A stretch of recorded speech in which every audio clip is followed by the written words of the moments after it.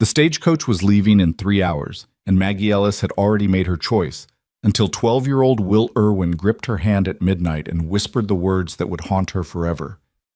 "If you leave tomorrow, I'll never sleep again." His father stood in the doorway, silent as stone, but his eyes told a different story. In that moment, she realized, sometimes the hardest goodbyes aren't the ones you say, they're the ones you can't. Stay with me until the end, and comment your city below so I can see how far this story travels. The Montana sky burned copper and gold as the sun descended behind the Bitterroot Mountains, painting Timber Creek in shades of ending. Maggie Ellis stood at her bedroom window in Mrs. Henderson's boarding house, watching the light fade as she folded her last cotton dress into the worn carpet bag that had carried her across 3 states and into this valley 6 months ago. Her hands trembled, not from the chill that crept through the cracked window pane, but from the weight of what morning would bring. She was leaving. The decision had been made 2 weeks ago when her sister Claire's letter arrived, the ink smudged with what Maggie suspected were tears. Thomas is gone. Pneumonia took him in 4 days. The children ask for you constantly. The farm is too much for me alone. Please, Margaret, I need you. Duty, Maggie had learned early in life, was not a choice but a calling, and when your widowed sister with 3 children under 8 years old begged for help, you answered. You packed your bags, you said your goodbyes, and you climbed aboard the eastbound stage, no matter what or who you left behind.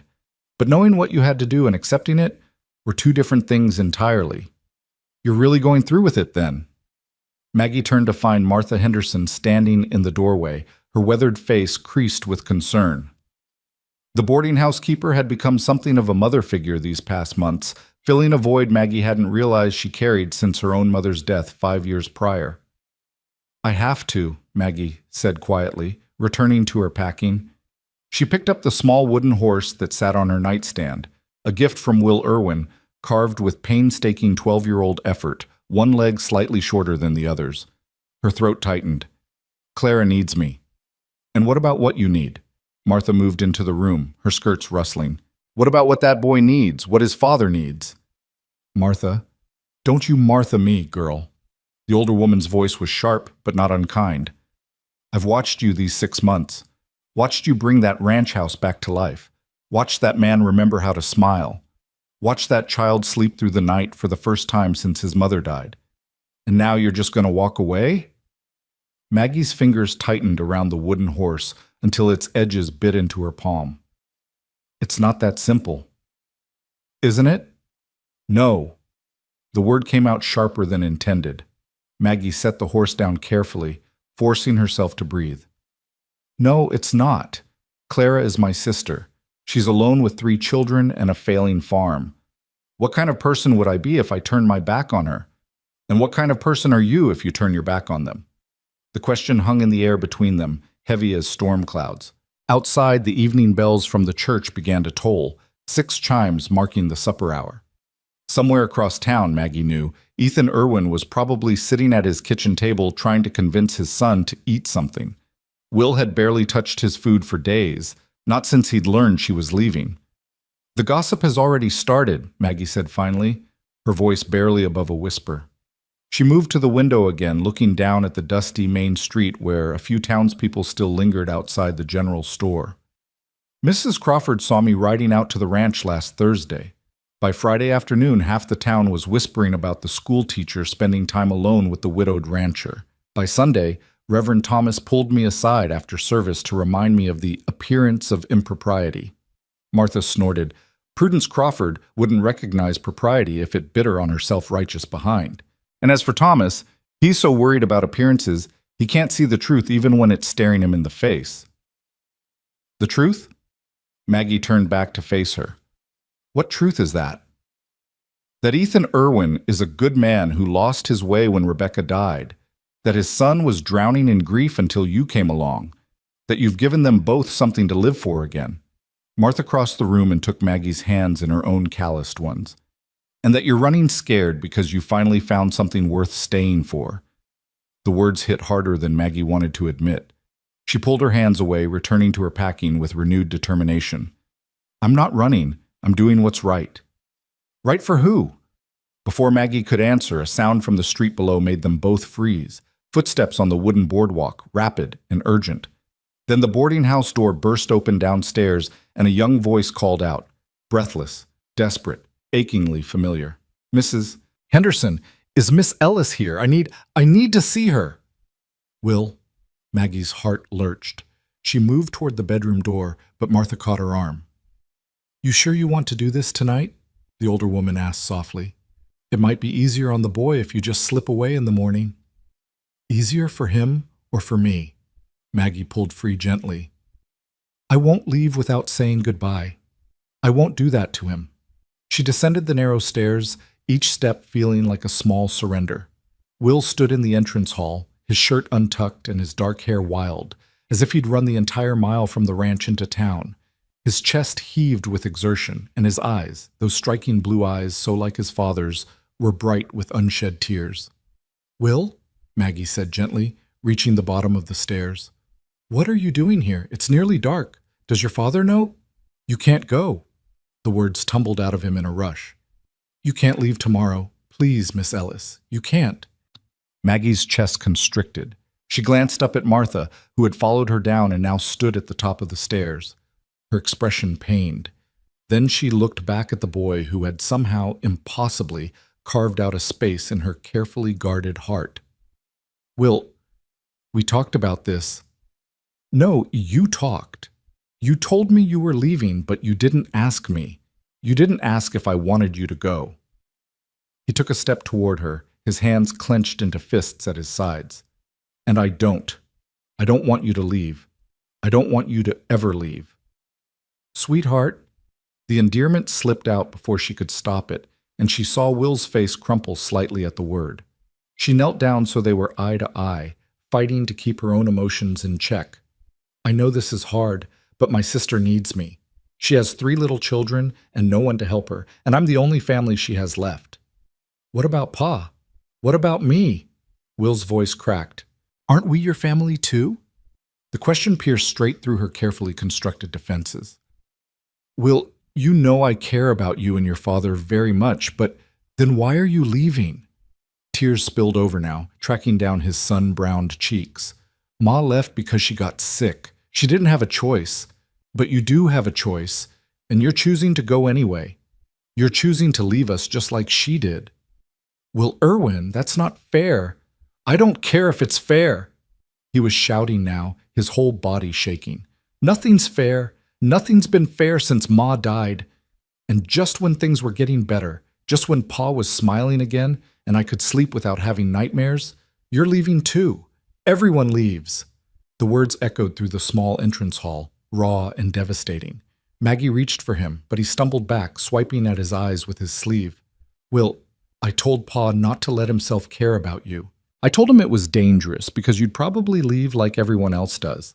But he didn't listen, and I didn't listen either because I wanted—" His voice broke completely. "I wanted you to be my Ma. Not instead of Ma, but another Ma. Is that wrong? Is that why you're leaving?" "Oh, sweetheart, no." Maggie couldn't hold back anymore. She pulled him into her arms, and after a moment of resistance, he collapsed against her, his thin shoulders shaking with sobs. "That's not wrong. That's not wrong at all." "Then stay." His voice was muffled against her shoulder. "Please stay." Behind them, the front door opened again, bringing with it a gust of cool evening air and the sound of heavier footsteps. Maggie looked up to see Ethan Irwin standing in the doorway, his hat in his hands, his face etched with a weariness that went bone deep. "I'm sorry," he said quietly, his gaze moving from his son to Maggie. "I woke up and found him gone. I should have known he'd come here." Maggie stood slowly, keeping one hand on Will's shoulder. The boy didn't move away, but he didn't look at his father either. "It's all right. We were just—" She stopped, unsure how to finish that sentence. Ethan stepped fully inside, closing the door behind him. He was still in his work clothes, dusty trousers, a faded blue shirt with the sleeves rolled up. His dark hair needed cutting, and several days' worth of stubble shadowed his jaw. He looked exhausted. He looked heartbroken. He looked exactly how Maggie felt. "Will," he said gently, "it's time to go home."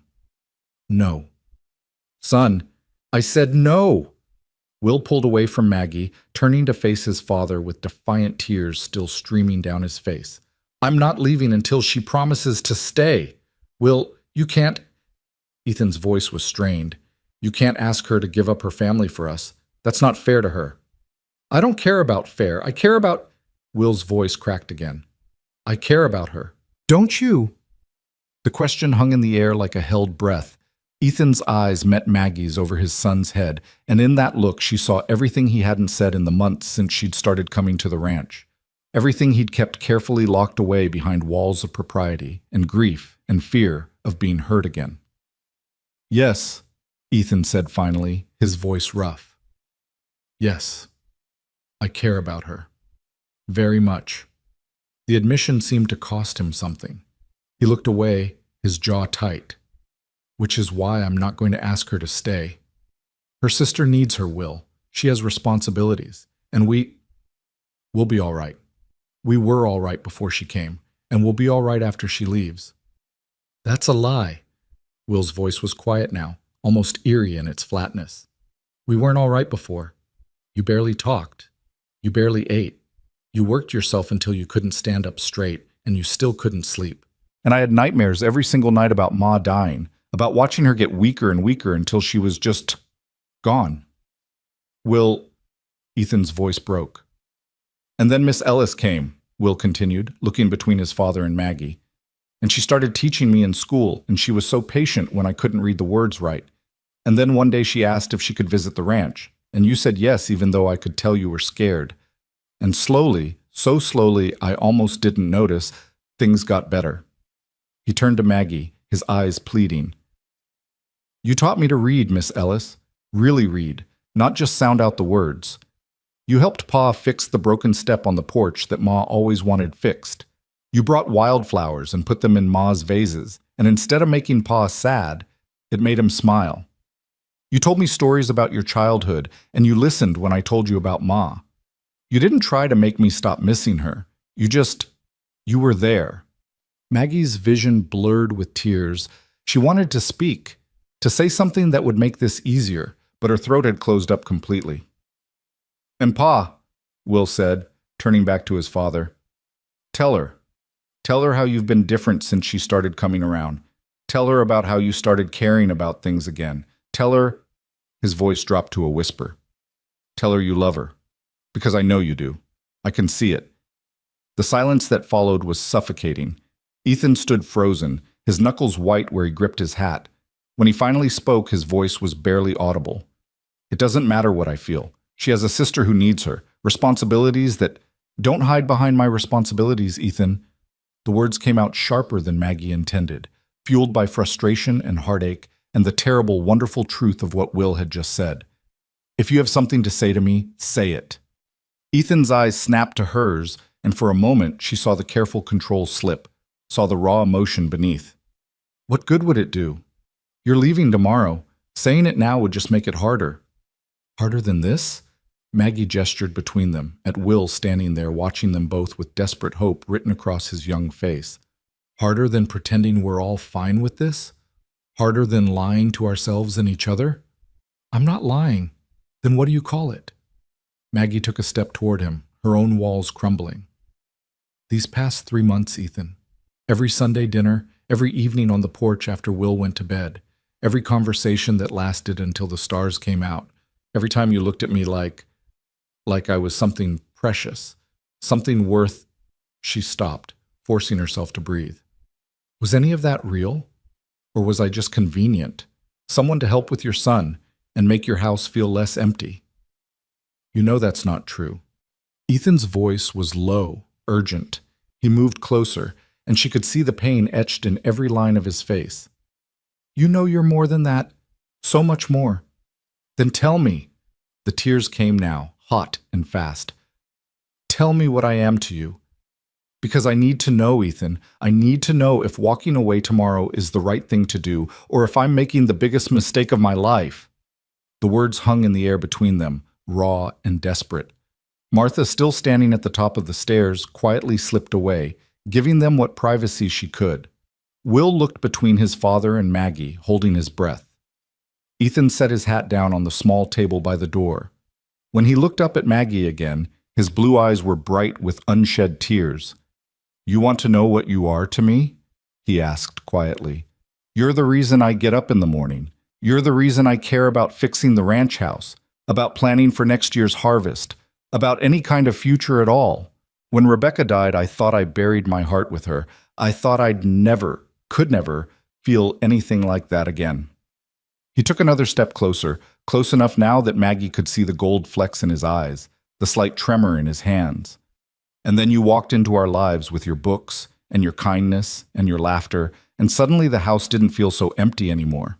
Suddenly I was thinking about things I hadn't thought about in 2 years, wondering if it was too late to plant roses by the porch like Rebecca always wanted, caring about whether my shirt was clean when you came for supper, lying awake at night thinking about the way you smiled at something Will said, or how the lamplight caught in your hair." Maggie's breath caught.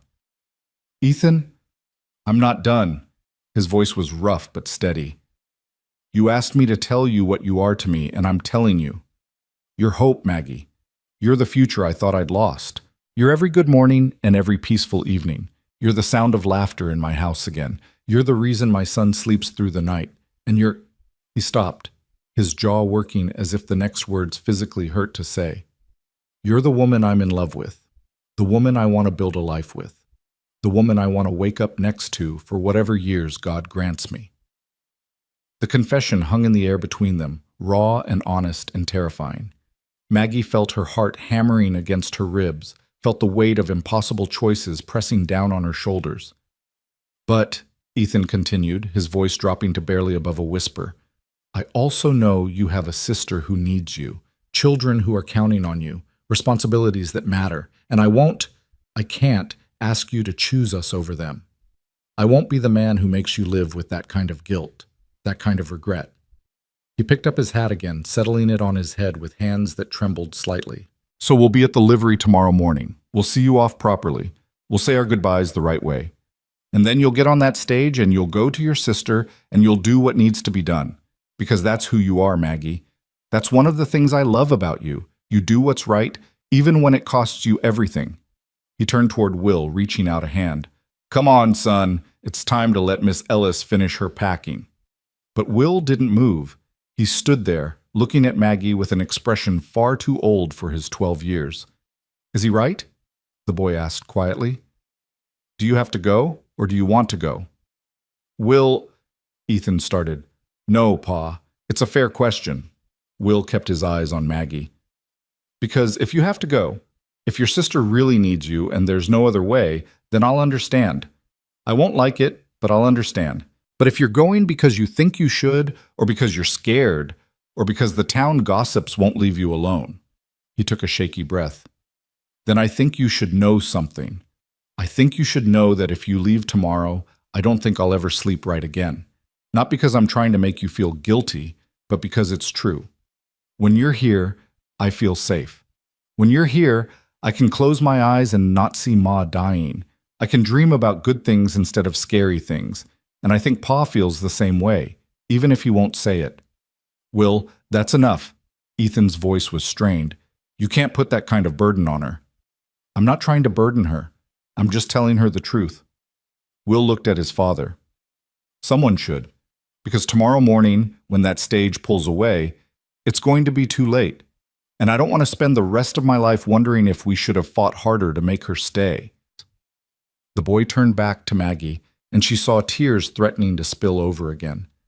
"I know it's selfish. I know you have other people who need you, but Pa and me, we need you too. And I think maybe you need us.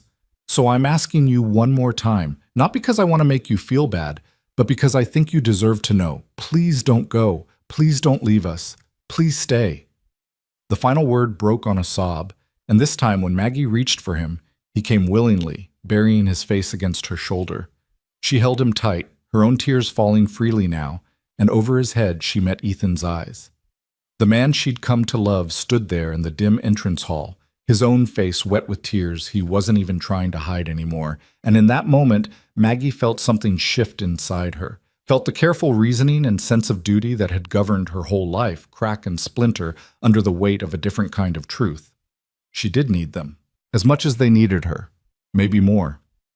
I can't promise anything, she heard herself say, her voice muffled against Will's hair. I need time to think, to figure out if there's another way. Will pulled back just enough to look at her, hope blazing in his tear-stained face. You mean you might stay? I mean, I need to think. Maggie gently cupped his face, wiping away his tears with her thumbs. Go home with your father. Let me have tonight to figure things out. And tomorrow morning, she took a shaky breath. Tomorrow morning, I'll give you my answer. Either way, I'll give you my answer. I promise. It wasn't the answer Will wanted. She could see that in his face. But it was all she could give right now, with her heart and her head warring inside her chest, with duty pulling one way and love pulling another. All right, Will said finally, his voice small. But promise you won't leave without saying goodbye. Even if you decide to go, promise you won't just disappear. I promise. Maggie kissed his forehead, breathing in the scent of hay and sunshine that clung to him. I won't leave without saying goodbye. Ethan moved forward then, gently pulling his son back. Come on, Will. Let's get you home and into bed. He looked at Maggie, and in his eyes she saw gratitude mixed with resignation, hope mixed with heartbreak. Thank you for everything. He didn't wait for a response. He guided Will toward the door, and Maggie watched them go, feeling like every step they took away from her carved out a piece of her heart. At the threshold, Will turned back one more time. Tomorrow, he said simply. You promised. Tomorrow, Maggie confirmed, her voice thick with tears. And then they were gone, the door closing behind them with a soft click that sounded like an ending. Maggie stood alone in the entrance hall, listening to their footsteps fade down the boardwalk, listening to the distant sound of a horse being mounted, and then the rhythmic clop of hooves moving away into the night. Well, Martha said from the top of the stairs, making Maggie jump. She'd forgotten the older woman was still there. That was quite a scene. Maggie turned to look up at her, feeling wrung out and exhausted and more confused than she'd ever been in her life. I don't know what to do, Martha. Don't you? The older woman descended the stairs slowly, her expression kind but knowing. Seems to me you knew the moment that boy asked you to stay, maybe even before that. You're just scared to admit it. Of course I'm scared. The words burst out of Maggie like a dam breaking. I'm terrified. What if I stay and it doesn't work out? What if the town never accepts us? What if something happens to Ethan and I lose him too? What if Will grows up resenting me for trying to replace his mother? What if my sister never forgives me? What if I'm making a mistake that ruins everyone's lives? Martha waited until the flood of words subsided, then reached out and took Maggie's hands in hers. What if you go? What if you spend the rest of your life wondering what might have been? What if you let fear steal your chance at happiness? What if tomorrow you get on that stage and realize 5 miles down the road that you left your heart behind? But Clara is a grown woman with friends and neighbors. Clara has options, and more than that, Martha squeezed her hands gently. Clara would want you to be happy. You know she would. She'd never want you to sacrifice your own future out of guilt. How do you know? Because she's your sister. Because she loves you. Martha smiled sadly. Write to her. Explain. Offer to send money to hire help on the farm. But don't throw away your chance at love because you think it's what you're supposed to do. Maggie pulled her hands away, moving to the window. Outside, the street was dark now, lit only by the occasional lamp in a window. Somewhere out there, Ethan and Will were riding back to the ranch, back to the empty house that had slowly become full again over the past 6 months, back to the life she'd become part of without even realizing it. I don't know how to choose, she whispered. Then don't choose with your head. Martha came to stand beside her. Choose with your heart. What does your heart want, Maggie? The answer came swift and sure, rising up from a place deep inside her that she'd been trying to ignore for weeks. I want to stay. I want to wake up to Will's laughter and Ethan's smile. I want to teach school and ride out to the ranch for supper. I want to help Will with his reading and fix up the ranch house and plant roses by the porch. I want a future that looks like this, full of love and laughter and family. I want to stay. I want to stay, she said aloud, and the words felt like truth, like rightness, like coming home. But even as she said them, guilt twisted in her stomach. Clara, the children, the farm, the responsibilities she'd been raised to honor above all else. Could she really turn her back on all of that? Martha seemed to read her thoughts. Go upstairs, write your sister a letter, tell her the truth, all of it, and then see what she says. Maybe there's a solution you haven't thought of yet. Maggie nodded slowly. It was a reasonable suggestion. More than that, it was a lifeline, a way to honor both her heart and her duty. She climbed the stairs to her room, lit the lamp on her small writing desk, and pulled out paper and pen. For a long moment, she sat there, staring at the blank page. Then with a trembling hand, she began to write. Dearest Clara. The words poured out of her, all the truth she'd been holding back. The grief and loneliness that had defined her life since their parents died. The unexpected joy she'd found in Timber Creek. The man and the boy who had become her family. The impossible choice she faced. I know you need me, she wrote, and I know I promised to come. But I have to be honest with you, dear sister. I know I've fallen in love. And more than that, I think I've found where I'm meant to be. I can send money to hire help for the farm. I can write letters and visit when I'm able. But if I leave tomorrow, I think I'll be leaving my heart behind. And I'm not sure I can live with that. Please understand. Please forgive me. Please tell me I'm not a terrible person for wanting to stay. She signed it, sealed it, and sat back, feeling simultaneously lighter and heavier. Tomorrow she would send it. Tomorrow she would... A soft knock on her door interrupted her thoughts. Come in, she called. Martha entered, carrying a tray with tea and bread. Thought you might need something. She set the tray down on the bedside table, then noticed the sealed letter on the desk. You wrote to her? Yes. Maggie picked up the letter, running her thumb over the wax seal. Though I'm not sure what good it will do. It won't reach her for at least a week, and I have to give Ethan and Will my answer tomorrow morning. Martha was quiet for a moment, then asked carefully, And what will that answer be? Maggie looked down at the letter in her hands, at the future it represented. Then she looked at her packed carpet bag sitting by the door, at the different future that represented. 2 paths, 2 lives, 1 impossible choice. But as she sat there in the lamplight, with the memory of Will's tears and Ethan's confession still echoing in her ears, she realized something. The choice wasn't actually that difficult at all. Her heart had already decided. Her head just needed to catch up. I don't know yet, she lied, because saying it out loud felt too terrifying, too final. I'll decide by morning. But she did know. Deep down, in the place where truth lived, she knew exactly what her answer would be. She just hoped it was the right one. As Martha left and Maggie prepared for bed, the clock on the mantel chimed midnight. In 7 hours, the stage would arrive. In 8 hours, it would leave. And somewhere between now and then, Maggie Ellis would have to find the courage to follow her heart, wherever it might lead. Outside her window, the Montana stars blazed cold and bright, indifferent to human struggles, indifferent to the small dramas playing out in the valley below. But if Maggie had looked up at them in that moment, she might have seen what the stars had always known, that sometimes the bravest thing you can do is stay. The question was, did she have that kind of courage? Morning would tell. Maggie didn't sleep. She lay in the darkness, watching the shadows shift across her ceiling as the hours crawled by, her mind replaying every moment of the evening. Will's desperate plea, Ethan's raw confession, the impossible weight of choosing between duty and desire, between the family that needed her and the family she'd found. At 4 a.m, she gave up on sleep entirely. She rose, dressed in the gray traveling suit she'd laid out the night before, and sat at her window watching the sky slowly lighten from black to deep blue to that particular shade of dawn gold that only existed in Montana. The town below was still quiet, just a few early risers beginning their day, the baker lighting his ovens, old Mr. Peterson opening his livery stable, a rooster crowing somewhere in the distance. The stage was due at 8. She had 4 hours. Her carpetbag sat by the door, packed and ready. Next to it on the small table sat the letter to Clara, sealed but not yet posted. 2 futures, waiting. 2 choices, demanding to be made.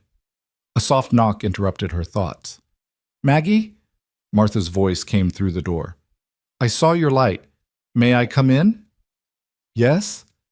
The older woman entered carrying 2 cups of coffee, the steam rising in the cool morning air. She handed one to Maggie and settled into the chair by the window, studying her face in the growing light. You didn't sleep, Martha observed. No. Did you decide? Maggie wrapped her hands around the warm cup, letting the heat seep into her cold fingers. I think I decided the moment Will asked me to stay. I don't know if I have the courage to actually do it. To stay? To choose myself. The words came out barely above a whisper. My whole life, Martha, I've done what was expected, what was proper, what was right. When Mother died, I took care of Father. When Father died, I took care of Clara. When Clara married Thomas, I taught school to support myself and send money home. I've never, not once, chosen what I wanted over what I should do. Martha was quiet for a moment, sipping her coffee. Then she said, And what do you want, Maggie? Right now, in this moment, if there were no expectations, no duty, no guilt, what would you choose? The answer rose up swift and sure. I'd stay. I'd go to that livery at 8 o'clock, and I'd tell Ethan yes. I'd tell Will he never has to worry about me leaving again. I'd write to Clara and explain, and I'd send her every penny I could spare to hire help. I'd teach at the school and ride out to the ranch for supper, and her voice cracked. And I'd let myself be happy. Just once in my life, I'd choose to be happy. Then do it. But what if... No. Martha set down her cup with a firm click. No more what-ifs, no more borrowing trouble from tomorrow. You want to know what I think? I think Clara will understand. I think she'll be hurt at first, yes, but she'll understand because she loves you and she wants you to be happy. And even if she doesn't understand right away, even if it takes time, you can't live your whole life for other people's happiness, Maggie. At some point, you have to choose your own. Maggie felt tears prick at her eyes. What if I'm making a mistake? What if you're not? Martha reached over and took her hand. What if this is exactly what you're supposed to do? What if walking away from Ethan and Will is the real mistake? You won't know unless you're brave enough to find out. The words settled over Maggie like a benediction, like permission she hadn't realized she needed. She squeezed Martha's hand, blinking back tears. When did you get so wise? When I made my own mistakes and learned from them. Martha smiled sadly. I had a chance once, to marry, to have children, to build a life with someone I loved. But I was scared of what people would say, scared of leaving my comfortable little world, scared of taking a risk. So I said no. And he moved on, and I spent the next 30 years running a boarding house and wondering what might have been. She stood, moving toward the door. Don't be me, Maggie. Don't let fear steal your future. If your heart is telling you to stay, stay. After Martha left, Maggie sat alone in the growing light, feeling something shift and settle inside her chest. A decision made. A course chosen. She stood, walked to her packed carpet bag, and began to unpack it. The stage could leave without her, but even as she put her dresses back in the wardrobe, even as she felt the rightness of her choice settle into her bones, anxiety twisted in her stomach. She still had to face Ethan and Will, still had to find the words to explain, still had to figure out how to navigate the future she'd just chosen. At 7:30, she descended the stairs dressed not in her traveling suit, but in her everyday dress, a simple blue cotton with small white flowers. Martha looked up from the front desk, saw what she was wearing, and smiled. You're staying. I'm staying. Saying it out loud made it real, terrifying and exhilarating in equal measure. At least, I'm going to try. I need to talk to Ethan first. She took a shaky breath. I need to make sure last night wasn't just emotion talking, that he meant what he said. He meant it. Martha came around the desk and pulled her into a tight embrace. That man has been in love with you for months. Anyone with eyes could see it. Maggie returned the embrace, drawing strength from the older woman's certainty. Then she pulled back, straightening her shoulders. I should go. They'll be at the livery soon. You want me to come with you? No, this is something I need to do alone. The walk to the livery felt both endless and far too short. The town was waking up now, people emerging from their homes, opening shops, beginning the daily routines that gave shape to life in Timber Creek. A few greeted her as she passed. Mrs. Crawford with her perpetually disapproving expression, young Tommy Jenkins on his way to help his father at the blacksmith's, the Reverend Thomas heading toward the church. Each greeting felt weighted, significant. These were the people she'd be living among if she stayed, the people whose opinions she'd have to navigate, whose gossip she'd have to endure. The thought made her steps falter, but she forced herself forward. Courage, she told herself. This is what courage looks like. The livery was at the far end of town, a large wooden structure that always smelled of hay and leather and horses. As Maggie approached, she could see the stage already there, the driver checking the rigging while his partner loaded luggage onto the roof. A few other passengers milled about, a traveling salesman she recognized from church, an older woman with her daughter, a young man who looked like he might be heading to the mining camps further north. And there, standing slightly apart from the others, were Ethan and Will. Ethan saw her first. She watched his back straighten, watched him say something to Will that made the boy turn around. Even from a distance, she could see Will's face light up, could see him start to move toward her before his father's hand on his shoulder held him back. They were giving her space, letting her approach on her own terms. Maggie's heart hammered against her ribs as she closed the distance between them. Will looked like he hadn't slept either, dark circles under his eyes, his hair uncombed, his shirt buttoned wrong. Ethan looked even worse, his face drawn and pale, his eyes hollow. Miss Ellis. Ethan's voice was carefully neutral, but she could hear the strain beneath it. We wanted to see you off properly, to say goodbye the right way. About that, Maggie's voice came out steadier than she felt. She looked at Will, at the desperate hope barely contained in his young face, then back at Ethan. Could we talk? Privately? Something flickered in Ethan's eyes. Hope, fear, something she couldn't quite name. He glanced at Will, who nodded vigorously. I'll wait right here, the boy said quickly. I won't move. I promise. Ethan nodded, then gestured toward the side of the livery, away from the other passengers and prying eyes. Maggie followed, her heart in her throat. Once they were alone, sheltered by the building's shadow, Ethan turned to face her. He didn't speak, just waited, his hat in his hands, his whole body tense with barely controlled emotion. Last night, Maggie began, then stopped, searching for the right words. Last night you said things that changed everything. I know. Ethan's voice was rough. I shouldn't have. I promised myself I wouldn't make this harder for you, but when Will asked me if I cared about you, I couldn't lie anymore. Not to him, not to you, not to myself. I'm glad you didn't. The words tumbled out in a rush. Ethan, I've been standing at my window all night, trying to figure out how to do the right thing, how to honor my responsibilities to Clara while also honoring what I feel for you and Will. And I kept coming back to the same question. What if there's a way to do both? Ethan's eyes sharpened. What do you mean? I mean, Maggie pulled the sealed letter from her pocket. I wrote to Clara last night. Told her everything, about you, about Will, about falling in love when I wasn't expecting to. And I told her I'd send money.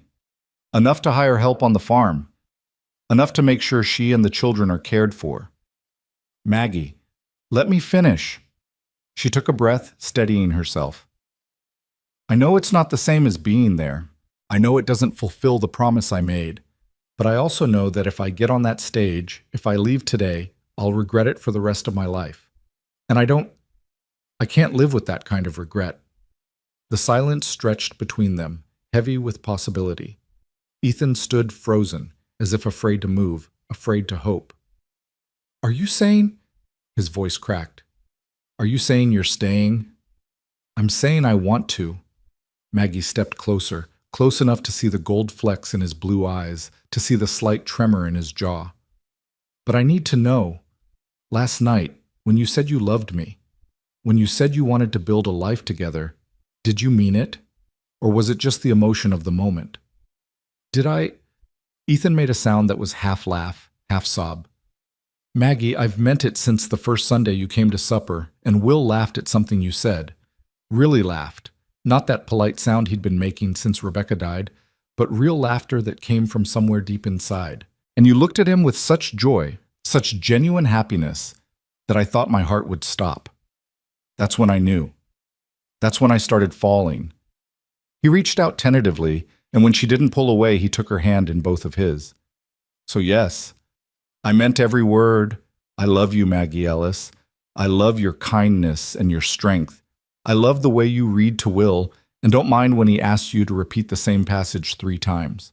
I love how you hum when you're washing dishes and don't realize you're doing it. I love... His voice dropped to barely a whisper. I love everything about you.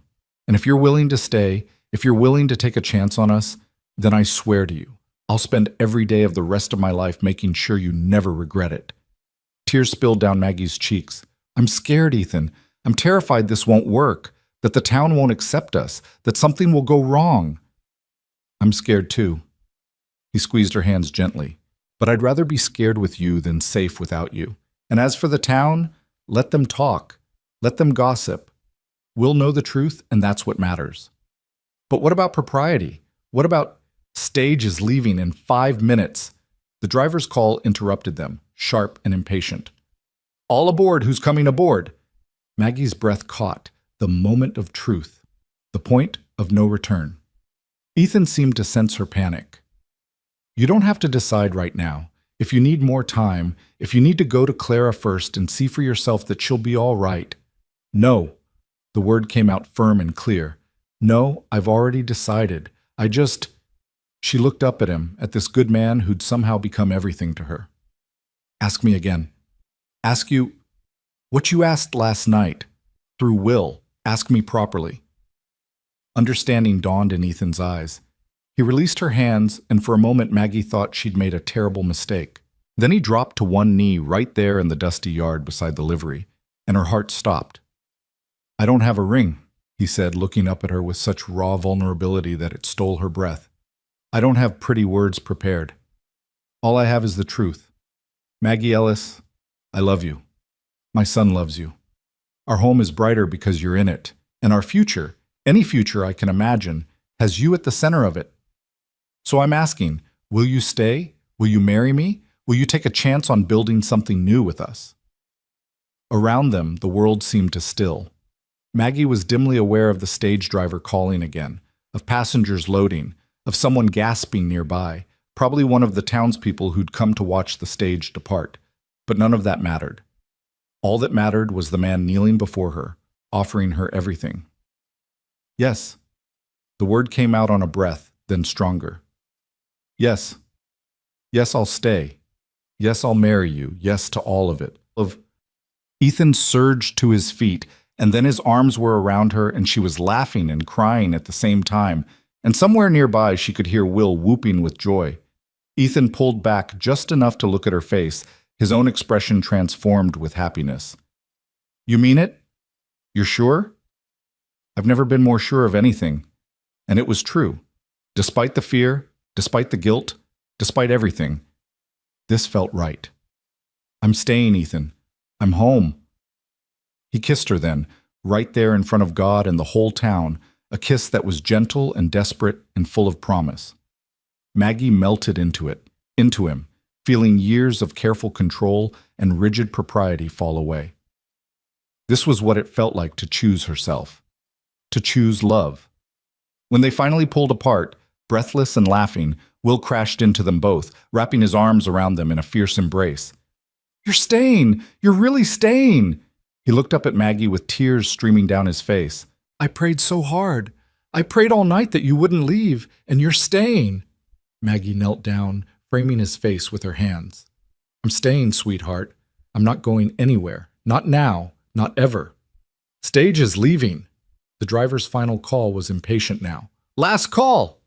Ethan straightened, one arm around Maggie and the other around Will. Together, they watched as the stage pulled away in a cloud of dust, carrying other people toward other futures. The traveling salesman waved from the window. The young woman with her mother looked back with curiosity, and then they were gone, disappearing down the road that led east toward the life Maggie wasn't going to live. No regrets? Ethan asked softly. Maggie leaned into him, feeling the solid warmth of him against her side, feeling Will's hand clutch hers tightly. No regrets. But even as she said it, reality began to creep in. Mrs. Crawford was standing outside the general store, mouth agape. Reverend Thomas had paused on his way to the church, his expression unreadable. A small crowd had gathered, drawn by the commotion, and Maggie could feel their eyes on her, could almost hear the wheels of gossip beginning to turn. "Well," a familiar voice said behind them. Martha had appeared, slightly out of breath. "I see I missed the proposal, but I caught the acceptance. Congratulations, you three." "Thank you, Martha." Maggie turned to smile at her friend, then faltered at the expression on the older woman's face. "What is it?" "Nothing bad, dear. Just, you might want to prepare yourself. Word is going to spread fast, and not everyone will be happy about this development." As if on cue, Mrs. Crawford marched over, her face pinched with disapproval. "Miss Ellis, Mr. Irwin, I trust you both realize what a spectacle you've just made. Kissing in public, making promises, and you're not even properly courted, let alone engaged." "Well, actually," Ethan said, his voice level but firm, "we are engaged, as of about 2 minutes ago." "Well," Mrs. Crawford's face flushed, "the impropriety of it all. What kind of example does this set for the children? What kind of teacher?" "What kind of teacher," Martha interrupted, her voice sharp, "would sacrifice her own happiness out of fear of wagging tongues? What kind of town would we be if we punished people for choosing love over loneliness?" Mrs. Crawford sputtered, but before she could respond, another voice joined the conversation.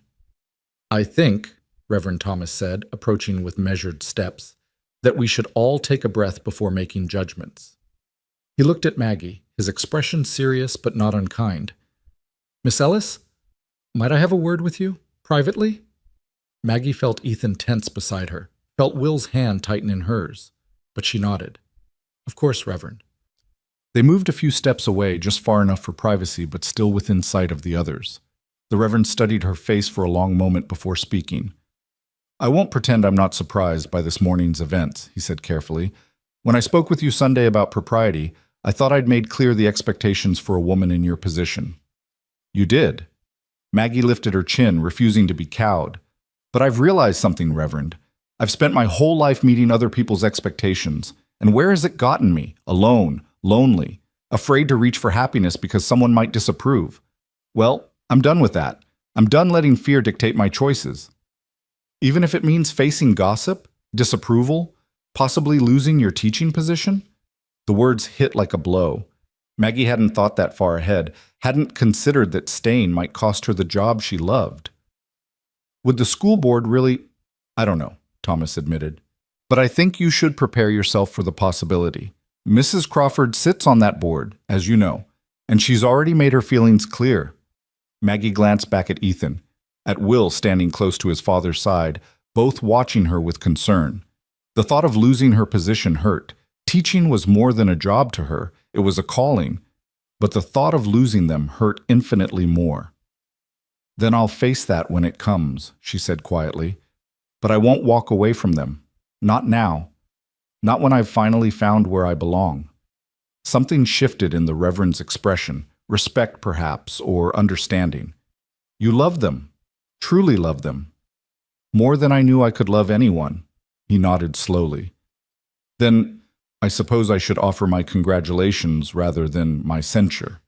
Though I must insist, if you're going to marry, it should be soon, for propriety's sake, and for the sake of both your reputations." "How soon?" "A week? 2 at most." He smiled slightly. "I assume you'll want to write to your sister first, to explain." "I already have." Maggie touched the letter in her pocket. "I need to send this today, and I need—" She took a breath. "I need to send money too, for hiring help on her farm. It's the least I can do." "That's generous of you, more than many would do." Thomas glanced over at Ethan. "He's a good man, Miss Ellis. Rebecca's death nearly destroyed him, but he's found his way back. Thanks in large part to you, I think." "And Will?" "That boy has grown more in the past 6 months than in the 2 years before. You've been good for them both." He paused, then added, "But be prepared. This won't be easy. There will be talk, judgment, people who can't see past their own narrow views. Are you strong enough for that?" Maggie thought about everything she'd overcome. Losing her parents, supporting herself, teaching in towns that didn't always welcome single women in positions of authority. She thought about the strength it took to walk away from duty toward love. "I'll have to be," she said simply. They returned to the others, and Ethan immediately searched her face. "Everything all right?"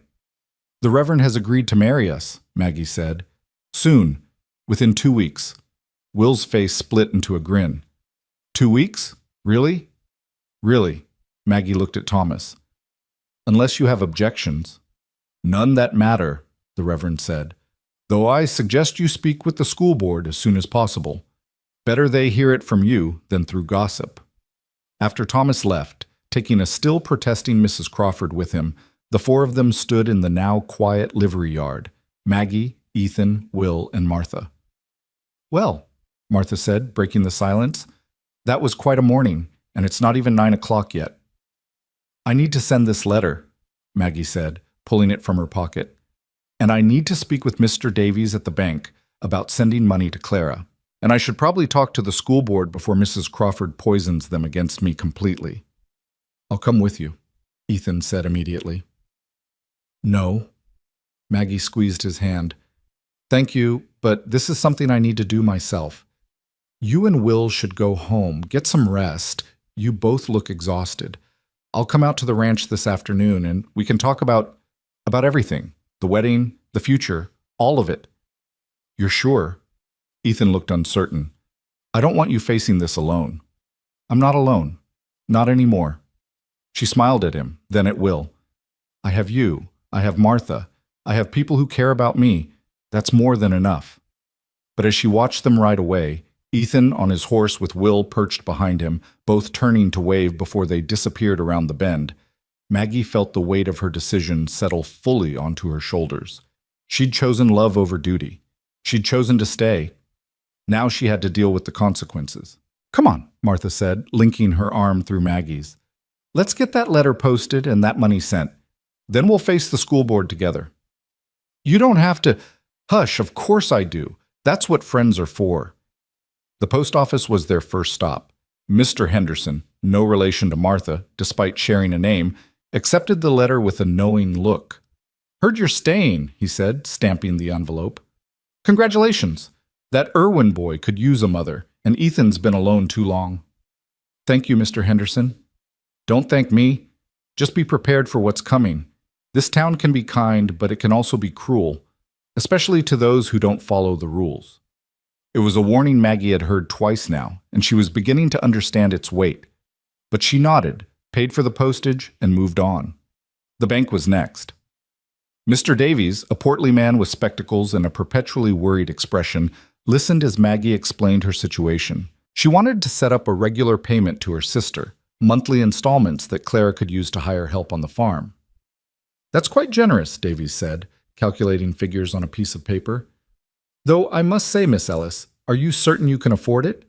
A teacher's salary isn't exactly—" "I'll make it work," Maggie said firmly. "Whatever it takes." Davies studied her for a moment, then nodded. "Very well. I'll set up the transfer. First payment will go out at the end of the week."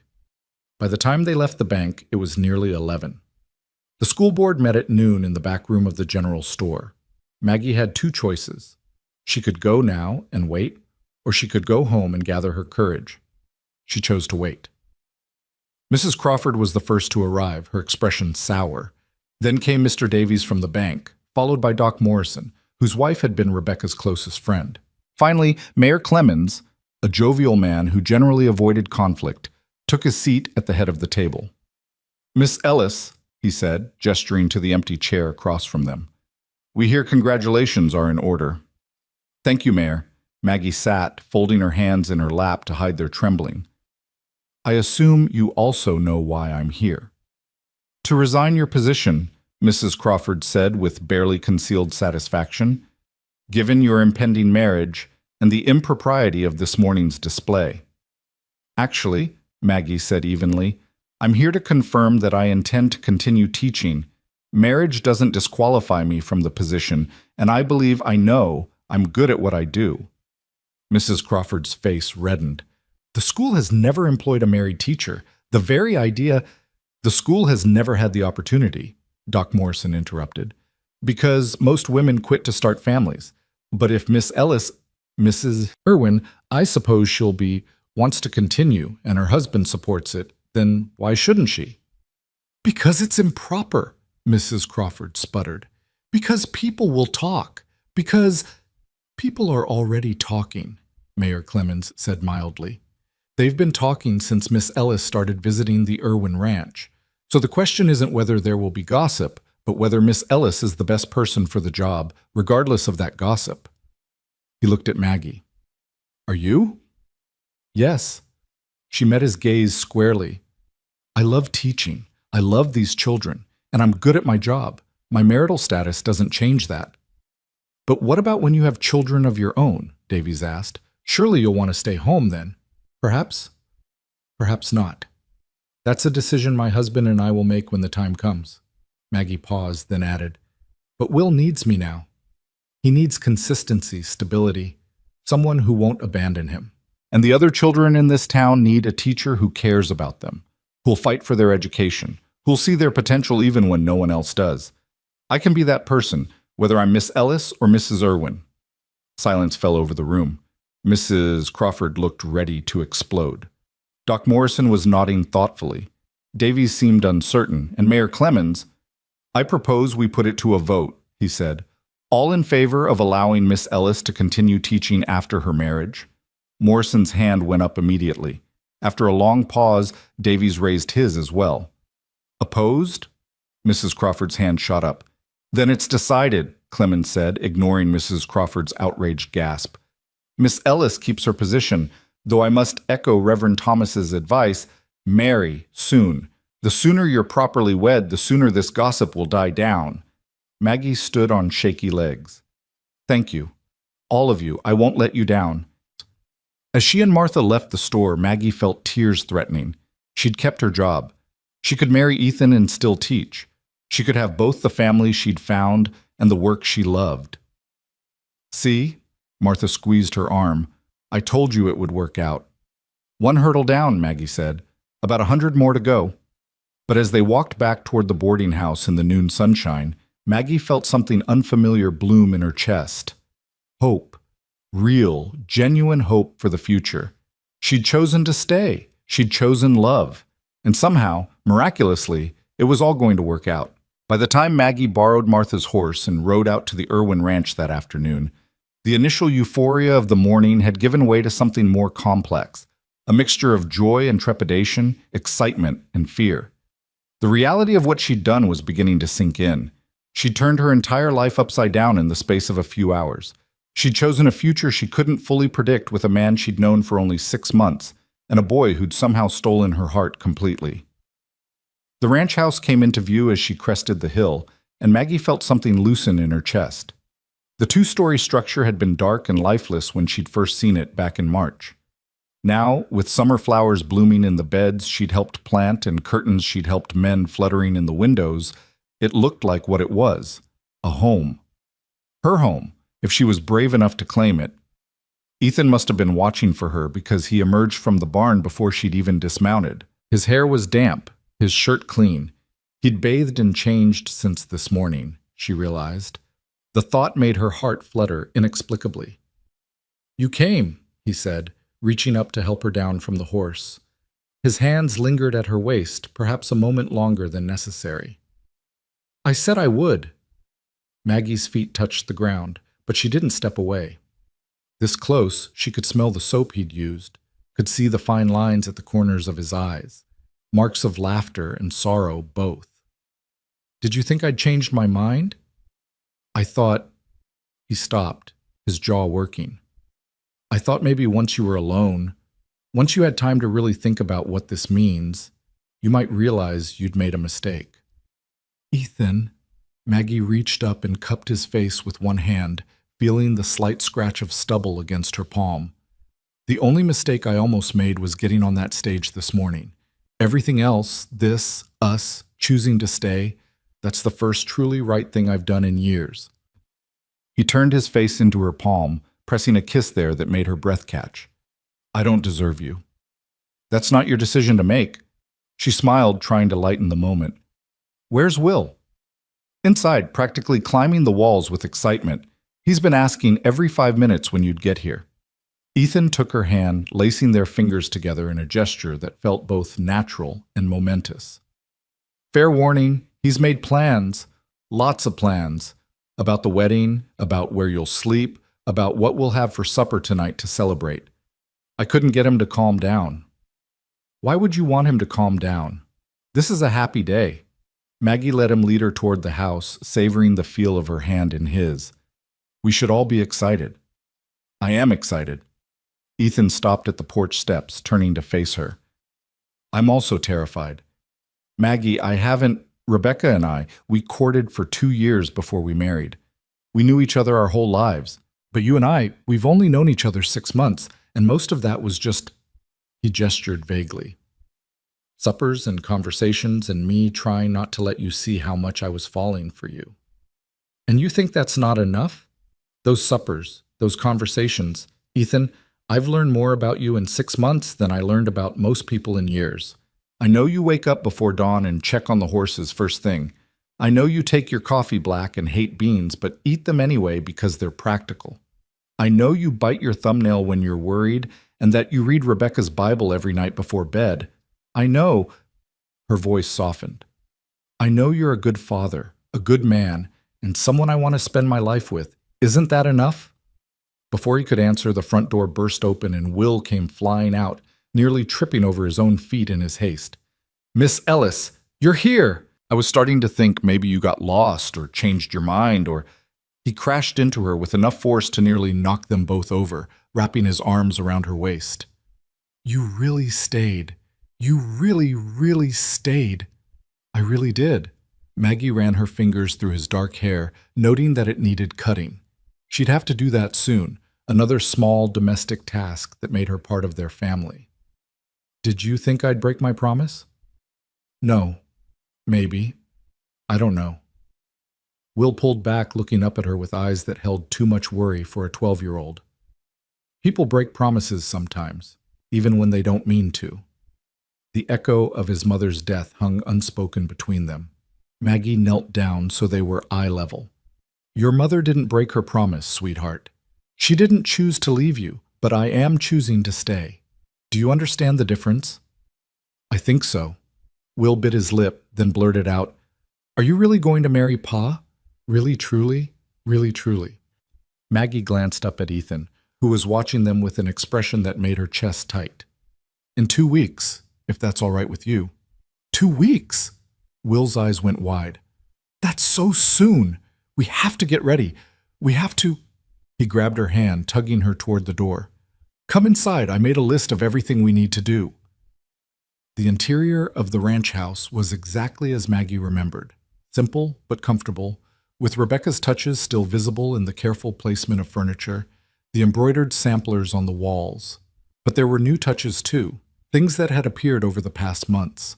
The vase of wildflowers on the kitchen table that she refreshed every week. The bookshelf Ethan had built to hold her growing collection of primers and readers. The braided rug by the fireplace that she and Will had made together on rainy afternoons. Will led her to the kitchen table, where he'd laid out several pieces of paper covered in his careful handwriting. See, I made lists. Things we need for the wedding, things we need to fix in the house before you move in, things we should have for supper to celebrate. Will! Ethan's voice was gentle but firm. Maybe give Miss Ellis a chance to sit down before you overwhelm her with plans. Right. Sorry. Will pulled out a chair for her with exaggerated courtesy that made Maggie hide a smile. Would you like some water? Or coffee? We have coffee. Pa made a fresh pot after we got home because he said he needed something to do with his hands or he'd go crazy waiting for you. Water would be lovely, thank you. Maggie sat, accepting the glass Will brought her, and looked at the list spread across the table. Her heart squeezed at the sight of them, the careful detail, the obvious thought and hope that had gone into every line. You've been busy. I wanted everything to be perfect. Will slid into the chair beside her while Ethan leaned against the counter, coffee cup in hand, watching them both. Because this is important. This is everything. The simple statement hung in the air, heavy with meaning, Maggie reached over and squeezed his hand. Then let's look at these lists together and figure out what's possible. For the next hour, they did exactly that. Will's plans were ambitious. He wanted flowers everywhere, wanted to repaint the entire house, wanted to invite the whole town to witness the wedding. Maggie gently scaled back some of the grander ideas while validating his enthusiasm, and Ethan interjected practical considerations about time and money and what could reasonably be accomplished in 2 weeks. "What about your dress?" Will asked suddenly. "Ma's wedding dress is still in the trunk upstairs. It's really pretty, white with lace and buttons down the back. Maybe you could wear it." The suggestion was so innocent, so well-meaning, that it took Maggie a moment to find her voice. She looked at Ethan, whose face had gone carefully blank. "That's a kind thought, Will," she said carefully. "But I think your mother's dress should stay with your family. Maybe saved for when you get married someday, or for a sister if—" She stopped, realizing she was getting ahead of herself. "I can wear my Sunday dress. It's perfectly fine." "But it's not special enough," Will protested. "This is your wedding day. You should have something beautiful." "I'll be marrying your father," Maggie said softly. "That makes it beautiful enough." Ethan set down his coffee cup with a click that seemed too loud in the suddenly quiet kitchen. "Will, why don't you go check on the chickens? Make sure they have enough water." "But, please, son." Something in Ethan's tone made Will nod and scurry out the back door without further protest. Once he was gone, Ethan turned to Maggie, his expression troubled. "I'm sorry about that. About the dress. He didn't mean—" "I know he didn't." Maggie stood, crossing to where Ethan stood by the counter. "He's trying to make me feel welcome, trying to make this real. I'm not offended." "But it was thoughtless. Rebecca is—" Ethan's voice roughened. "She's always going to be part of this house, part of our lives. And I don't want you to feel like you're competing with a ghost." "I'm not competing." Maggie chose her words carefully. "Rebecca was Will's mother. She was your wife. She loved you both. And you loved her. I would never ask you to forget that or pretend it didn't matter." But I'm not her. I can't be her, and I don't want to try." Maggie took a breath, voicing something she'd been thinking about since this morning. "Ethan, if we're going to do this, if we're going to build a life together, we need to be honest about what that means. I'm not here to replace Rebecca. I'm here to build something new with you and Will, something that honors what came before but isn't bound by it." Ethan was quiet for a long moment, his blue eyes searching her face. "You've been thinking about this."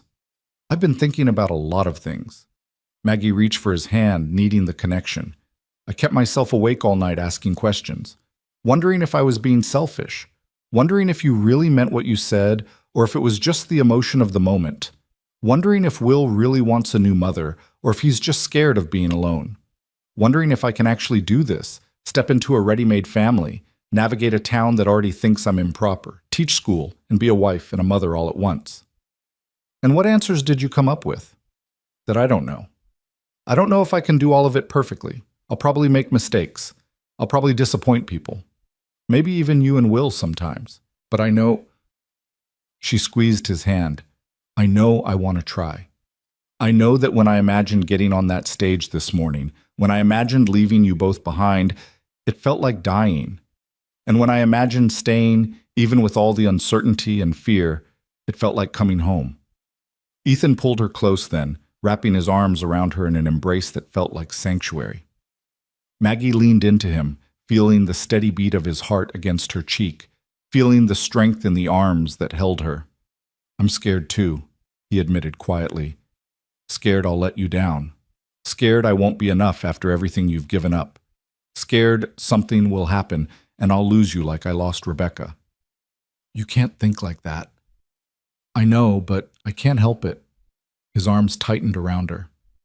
"When Rebecca got sick, when I watched her fade away over those weeks and couldn't do anything to stop it, I swore I'd never let myself care that much again.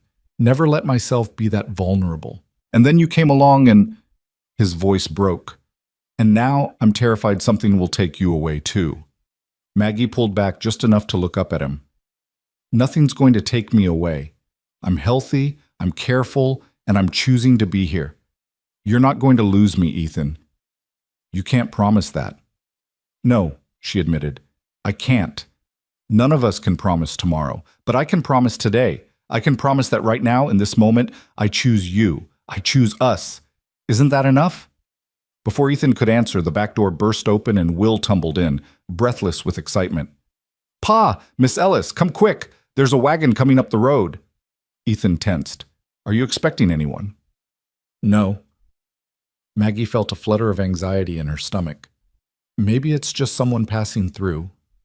But as they moved to the front porch, it became clear the wagon was definitely heading toward the ranch. And as it drew closer, Maggie recognized the driver, Doc Morrison, with his wife Anna beside him.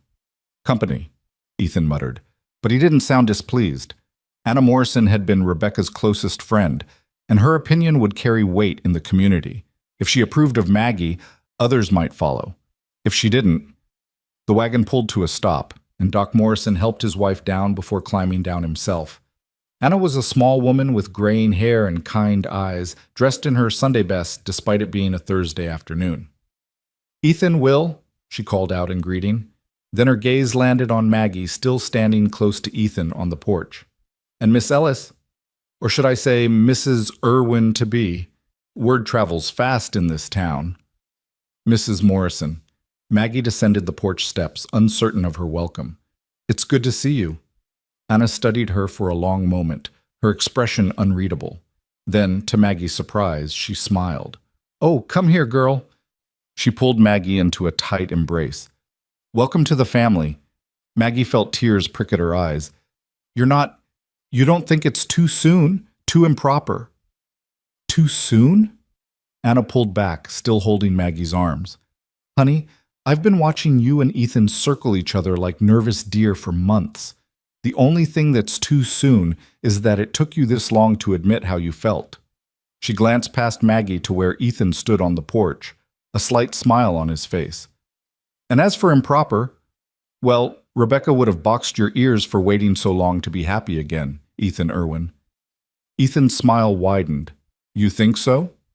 I know so. That woman loved you too much to want you spending the rest of your life alone. Anna turned back to Maggie. Which brings me to why we're here. Doc and I heard about the wedding, heard it's happening in 2 weeks, and we wanted to offer our help. Your help? Maggie repeated. With the preparations, of course. Anna moved toward the wagon, where several bundles were tied in the back. I brought Rebecca's good linens, the ones she was saving for special occasions. And I have some flowers I can transplant from my garden. And she pulled out a carefully wrapped bundle. I brought this. She unfolded the bundle to reveal a dress, simple but beautiful, made of cream-colored cotton with delicate embroidery at the collar, and cuffs. It was mine from when I married Doc. I know it's not fancy, but I thought you might want something special to wear. Something that's yours, not borrowed or made due. Maggie's throat closed up completely. The kindness, the generosity, the acceptance implicit in the gesture. It was almost too much. Mrs. Morrison, I can't. You can and you will. Anna pressed the dress into Maggie's hands. Every bride deserves to feel beautiful on her wedding day, even brides who are too practical for their own good. Doc Morrison chuckled. She's been planning this since she heard the news this morning. Wouldn't let me have a moment's peace until we packed up and came out here. Because someone needs to help these people organize a wedding in 2 weeks, Anna said briskly. Now, Ethan, you and Doc go do whatever men do when they're nervous and useless. Will, you come help me take stock of this kitchen, and Maggie, she softened, you come with me upstairs. Let's see if this dress fits and talk about what else you'll need. The next 2 hours passed in a flurry of activity. Anna took command of the house with the confidence of someone who'd been there many times before, pointing out what needed cleaning, what needed fixing, what could be improved before the wedding. She enlisted Will as her assistant, and the boy threw himself into the tasks with enthusiasm, clearly thrilled to have an adult who took his preparation seriously. In the small bedroom that had been Ethan and Rebecca's, that would soon be Ethan and Maggie's, Anna helped Maggie try on the wedding dress. It fit nearly perfectly, needing only minor adjustments at the waist. There, Anna said, stepping back to assess. You look lovely. Ethan won't be able to take his eyes off you. Maggie looked at herself in the small mirror, seeing a woman she barely recognized. Not the stern schoolteacher or the dutiful sister, but someone softer, someone hopeful, someone in love. I can't believe this is happening, she whispered. 2 days ago, I was packing to leave, and now you're where you're supposed to be. Anna began helping her out of the dress with practiced efficiency. I won't pretend I wasn't surprised when I heard. You and Ethan have been so careful, so proper, but I saw the way you looked at each other at church, the way you both tried so hard not to look at each other. It was only a matter of time. Were we that obvious? To someone who was watching, yes. Anna folded the dress carefully. I'll take this home and make the adjustments. You can pick it up next week. She paused, then added more quietly, I need to tell you something, Maggie. About Rebecca. Maggie's stomach tensed. All right. She was my dearest friend. We grew up together, married men who were friends, raised our children alongside each other. When she got sick, Anna's voice wavered. When she got sick, I was with her almost every day until the end. And I can tell you what she said in those final weeks when she knew she wouldn't recover. Maggie wasn't sure she wanted to hear this, but she nodded for Anna to continue. She was worried. Not about dying. She'd made her peace with that. But she was worried about Ethan and Will. Worried they'd close themselves off from the world, that they'd forget how to be happy. She made me promise to watch over them, to make sure they didn't just survive, but lived. Anna met Maggie's eyes directly. She would be glad you're here.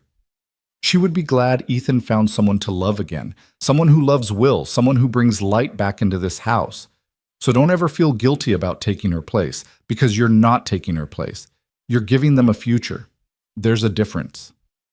The words hit Maggie like a benediction, like permission she hadn't known she needed. She felt tears spill over, and Anna immediately pulled her into another embrace. There now, no crying on your almost wedding day, or at least only happy crying.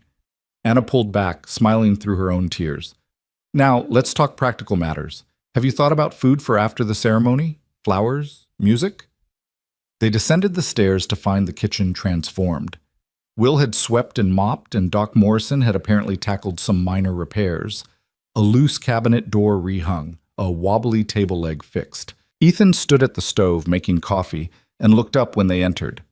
His eyes met Maggie's, and something passed between them. Gratitude, affection, the beginning of something that felt like forever. Everything all right? He asked. Everything's perfect, Maggie said, and meant it. They spent the rest of the afternoon planning. Anna proved to be a force of nature, organizing details Maggie hadn't even thought to consider. Food for the reception, simple but plentiful, provided by neighbors who would consider it an honor to contribute. Flowers from Anna's garden and others willing to share. Music from the fiddle player who performed at most town gatherings. The ceremony itself would be at the church, followed by a reception at the ranch. It'll be beautiful, Anna promised as she and Doc prepared to leave as the sun began its descent. Simple but beautiful. Exactly right for you two. After they left, the three of them stood on the porch, watching the wagon disappear down the road. Will leaned against Maggie's side, and she wrapped an arm around his shoulders. Ethan stood on her other side, close enough that their shoulders brushed. Thank you, Ethan said quietly, for staying, for agreeing to all of this, for... He gestured at the house, at Will, at the future stretching out before them. For everything. Thank you for asking me, Maggie replied, for being brave enough to say what you felt, for giving me a reason to stay. Will looked up at her, his young face serious. Are you scared? About getting married and everything changing? Yes, Maggie admitted, but I'm more excited than scared. Does that make sense? I think so. Will considered this. I'm scared too sometimes. Scared I'll wake up and you'll be gone. But Pa says we have to have faith, that we can't live our whole lives being afraid of bad things that might happen. Your Pa is a wise man. Maggie looked at Ethan, who ducked his head slightly, embarrassed. And he's right. We can't control the future. All we can do is choose to be brave today and trust that tomorrow will take care of itself. As twilight settled over the valley, painting the sky in shades of purple and gold, Maggie felt something settle in her chest. a sense of rightness, of being exactly where she was meant to be. The road ahead wouldn't be easy. There would be challenges, adjustments, moments of doubt and fear. But standing here between the man she loved and the boy who'd claimed a piece of her heart, Maggie knew she'd made the right choice. She'd chosen to stay. She'd chosen love. She'd chosen home. And everything else would follow from that. The 2 weeks that followed moved with a strange duality, simultaneously rushing past in a blur of preparation and crawling by with agonizing slowness. Maggie continued teaching during the day, facing down curious stares and whispered comments from parents who brought their children to school. Some were kind, offering congratulations and well wishes. Others were cold, their disapproval evident in tight smiles and clipped conversations. Mrs. Crawford, true to form, made her feelings known by pointedly looking away whenever Maggie passed her on the street. But for every critical glance, there were 2 kind ones. For every whispered judgment, there were 3 offers of help. Anna Morrison proved to be a faithful ally, rallying other women in the community to contribute to the wedding preparations. Even Martha, who claimed to have no domestic skills whatsoever, threw herself into the effort with enthusiasm. 5 days after Maggie's decision to stay, a letter arrived from Clara. Maggie was at the school when the post came, reviewing lessons for the following day while her students worked on arithmetic problems. Mr. Henderson's son, Tommy, appeared at the door, slightly out of breath from running, holding an envelope. Miss Ellis, who's going to be Mrs. Irwin, this just came for you. Pa said it looked important. Maggie's heart jumped into her throat when she saw Clara's handwriting on the envelope. She thanked Tommy and set the letter aside, forcing herself to wait until the school day ended before opening it. The students seemed to sense her distraction, though, shooting curious glances her way throughout the afternoon. When the final bell rang and the last child scattered out the door toward home, Maggie sat at her desk, staring at the envelope as if it might bite her. Whatever Clara had written in response to her confession would determine so much. If her sister was angry, if she felt betrayed or abandoned, you going to open it or just stare at it until it opens itself? Maggie looked up to find Martha standing in the doorway, a knowing expression on her face. How did you know? Tommy Henderson has the biggest mouth in town. By now, everyone knows a letter came from your sister. Martha came in and closed the door behind her. Want me to stay while you read it? Please. With trembling fingers, Maggie broke the seal and unfolded the pages. Clara's handwriting was as familiar as her own, slightly slanted and pressed hard into the paper. She began to read. Dearest Margaret, your letter arrived yesterday, and I confess I've read it no less than a dozen times, trying to understand all that you've written. You say you've fallen in love. You say you've found where you belong. You say you cannot, will not, come home as promised. Maggie's chest tightened. Here it came. The anger, the disappointment. And I say, thank God. Maggie blinked, certain she'd misread. But no, there it was in black ink. Thank God. Margaret, I have spent the past 3 weeks since Thomas died consumed with guilt. Guilt that I wrote to you. Guilt that I begged you to come help me when I knew, dear sister, that you were finally building a life for yourself. You wrote to me about Timber Creek with such joy in your letters, about your students, about the beautiful valley, about the rancher and his son who had supper with you on Sundays. Even in your careful, proper words, I could read between the lines. You were happy, perhaps for the first time since Mother and Father died. And then Thomas passed, and I was so overwhelmed, so desperate, that I asked you to give up that happiness and come save me. What kind of sister does that make me? Maggie's vision blurred with tears. She read on. When your letter arrived explaining everything, the proposal, your decision to stay, the money you're sending for hired help, my first reaction was relief. Pure, selfish relief that you had found the courage to choose yourself for once. And then came the joy, Margaret. Joy that you've found love. Joy that you're building a family. Joy that you're finally putting yourself first. I won't pretend it won't be hard here without you. The farm is struggling and the children ask for you constantly. But Anna Henderson, you remember her from when we were girls, has already found a young woman from the next county who's willing to come help in exchange for room and board. And the money you're sending will make all the difference. We'll manage, sister. We'll survive. And more than that, we'll be happy for you. So please, stop feeling guilty. Stop second-guessing your choice. Marry your rancher. Love his son. Build your life in that beautiful valley. You've spent enough years taking care of everyone else. It's time someone took care of you. Write to me often. Tell me everything. And if you're ever in need, if you ever want to come visit or need me to come to you, you have only to ask. Distance doesn't change the fact that you're my sister and I love you. All my love and blessings, Clara P.S. The children insist I tell Aunt Maggie that they're happy she's getting married and they want to know if her new son will be their cousin. I leave that particular bit of family tree explanation to you. Maggie finished reading and looked up to find Martha watching her with concern. Well? The older woman prompted. What did she say? Maggie's voice broke. She tried again. She said she's happy for me, that I should stop feeling guilty, that she... The tears came in earnest now, great heaving sobs of relief and gratitude and released tension. She gave me her blessing, Martha. She's not angry. She's not hurt. She wants me to be happy. Martha crossed the room and pulled Maggie into a tight embrace.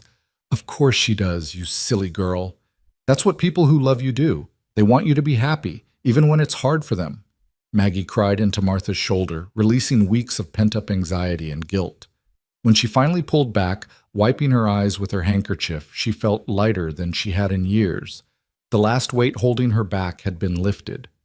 I need to show this to Ethan, she said. He needs to know that Clara understands, that I'm not abandoning her. Then let's get you out to that ranch. Martha stood, already moving toward the door with purposeful strides. I'll drive you myself. No sense wasting time when you've got good news to share. They arrived at the ranch an hour later to find Ethan and Will working together to repair a section of fence near the barn. Both were shirtless in the afternoon heat, their skin bronzed by the sun. Maggie felt her cheeks warm at the sight of Ethan, at the flex of muscle in his shoulders as he hammered a post into place. Soon, she reminded herself, she'd have every right to look. Soon, he'd be her husband. The thought still felt surreal. Will spotted them first. Miss Ellis! Mrs. Henderson! He dropped his hammer and came running, nearly tripping over a loose board in his enthusiasm. Did you come for supper? Pa's making his special stew and I helped chop the vegetables. Actually, Maggie said, climbing down from the wagon with Martha's help, I came because I got a letter. From my sister. She saw Ethan go still, his expression carefully neutral as he approached. But she could read the tension in his shoulders, the worry in his eyes. He was afraid. Afraid Clara had asked Maggie to come after all. Afraid she'd changed her mind about staying. What did she say? His voice was steady, but Maggie heard the tremor underneath. Instead of answering, she pulled the letter from her pocket and handed it to him. Read it yourself. Ethan took the letter with dirt-stained hands, his eyes scanning the pages. Maggie watched his face transform as he read, the tension easing, the worry melting away, something that looked like wonder taking its place. When he finished, he looked up at her with eyes bright with unshed tears. She's happy for you, for us. She is. Maggie moved closer, aware of Will and Martha watching but not caring. No more guilt, Ethan. No more wondering if I made the right choice. Clara's blessed this union, and that means, her voice caught, that means I can marry you with my whole heart, without anything holding me back. Ethan dropped the letter and pulled her into his arms, heedless of his sweaty, dirt-covered state. Maggie went willingly, pressing her face against his bare shoulder, feeling his heart race beneath her cheek. 8 more days, he murmured into her hair. 8 more days and you'll be my wife. 8 more days, she echoed, and it felt like both forever and no time at all. Will cleared his throat loudly. Does this mean we can celebrate? Because I've been waiting for good news so I could ask Pa if we could have cake for supper instead of stew. The tension broke with laughter.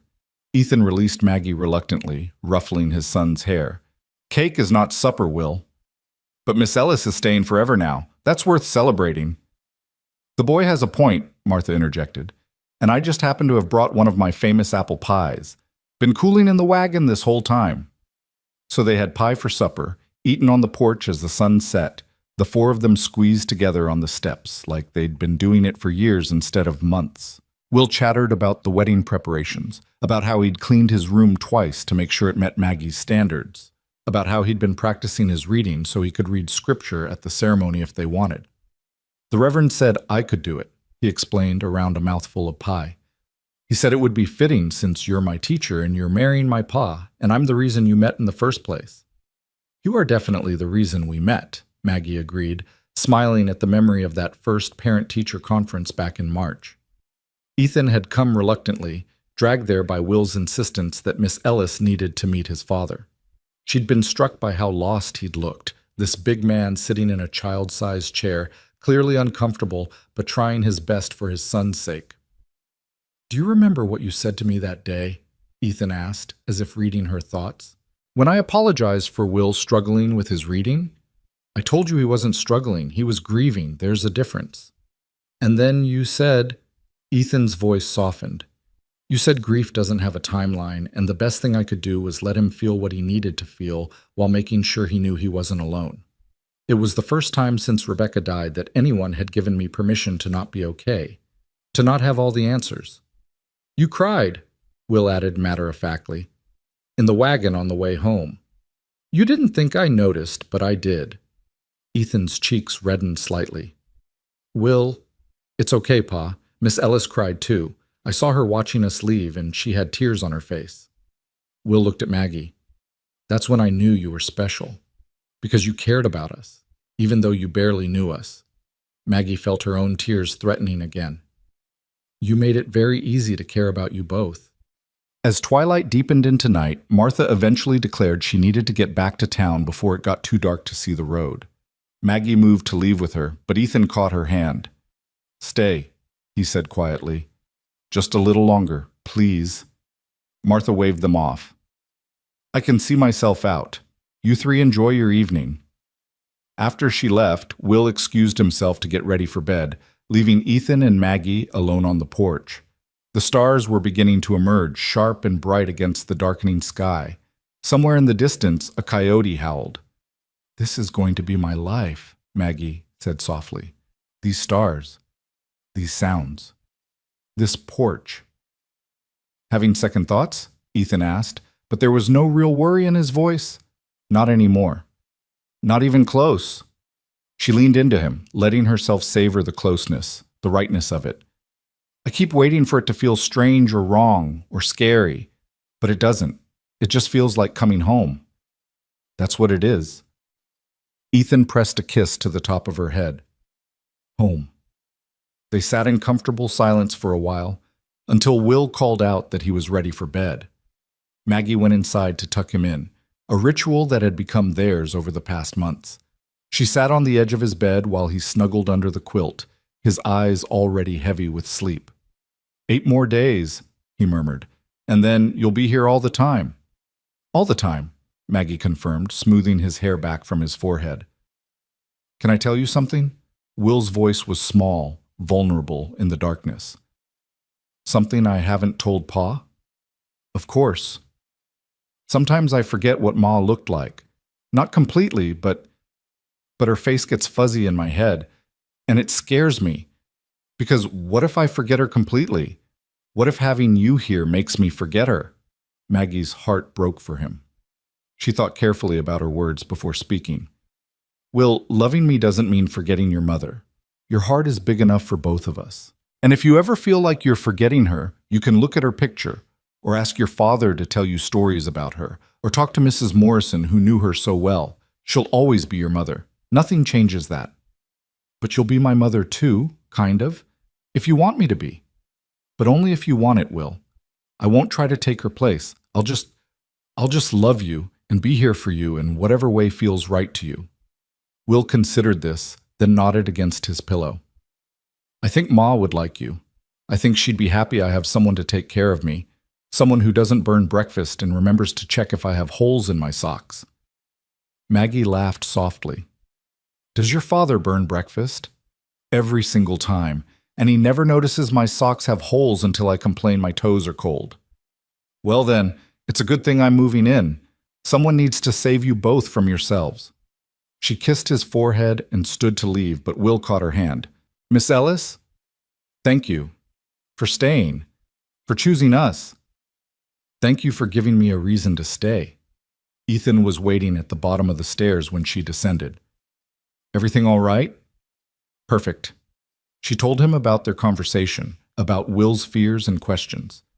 He's worried about forgetting Rebecca, about whether loving me means being disloyal to her memory. I've worried about the same thing, Ethan admitted. Wondered if moving forward means leaving her behind. Does it? No. He said it with certainty. Rebecca will always be part of our story. She gave me Will. She taught me how to love, how to be a husband, how to build a life with someone. And now, he took Maggie's hands in his. Now I get to use everything she taught me to build a new life with you. That's not betrayal. That's honoring what we had by not letting it be the end. When did you get so wise? When you agreed to marry me and I realized I had to be worthy of that choice. Maggie smiled, rising on her tiptoes to kiss him. It was still new, this freedom to touch him, to be close to him without propriety, demanding distance. 8 more days, and there would be no more restraint. 8 more days, and she could call him her husband. The thought made her shiver with anticipation and a touch of nervousness. I should get back to town, she said reluctantly, before it gets any later. I'll ride with you. Make sure you get back safely. They rode together through the summer night, their horses moving at an easy pace. The valley was peaceful around them, bathed in starlight and the soft sounds of evening. When they reached the edge of town, Ethan pulled his horse to a stop. 5 more days of this, he said. 5 more days of saying goodnight and riding away. And then you'll be at the ranch, and I'll never have to watch you leave again. 5 more days, Maggie agreed. I think I can survive 5 more days. But in truth, each day that passed felt longer than the last. The anticipation built steadily, a mixture of excitement and nerves that made it hard to sleep, hard to focus, hard to do anything but count the hours until she could start her new life. 3 days before the wedding, Anna Morrison arrived at the schoolhouse with the altered dress. Maggie tried it on in the small room at the back where supplies were kept, and Anna clapped her hands in delight when she saw the result. Perfect, absolutely perfect. Ethan won't be able to speak when he sees you. I'm more worried about being able to speak myself, Maggie admitted. What if I get up there and forget my vows? What if I trip walking down the aisle? What if you stop borrowing trouble and just enjoy your wedding day? Anna interrupted firmly. You love Ethan. He loves you. The rest is just details. 2 days before the wedding, Maggie taught her last class as Miss Ellis. The students had made her cards and drawings, their childish wishes for happiness bringing tears to her eyes. Even the older boys, usually too cool for sentiment, mumbled congratulations as they left. After school, Will appeared with a wrapped package. It's from me and Pa, he explained, bouncing on his toes with excitement. But mostly from me because I had the idea and made most of it. Pa just helped with the hard parts. Maggie unwrapped it carefully to find a beautiful wooden box carved with intricate designs of flowers and birds.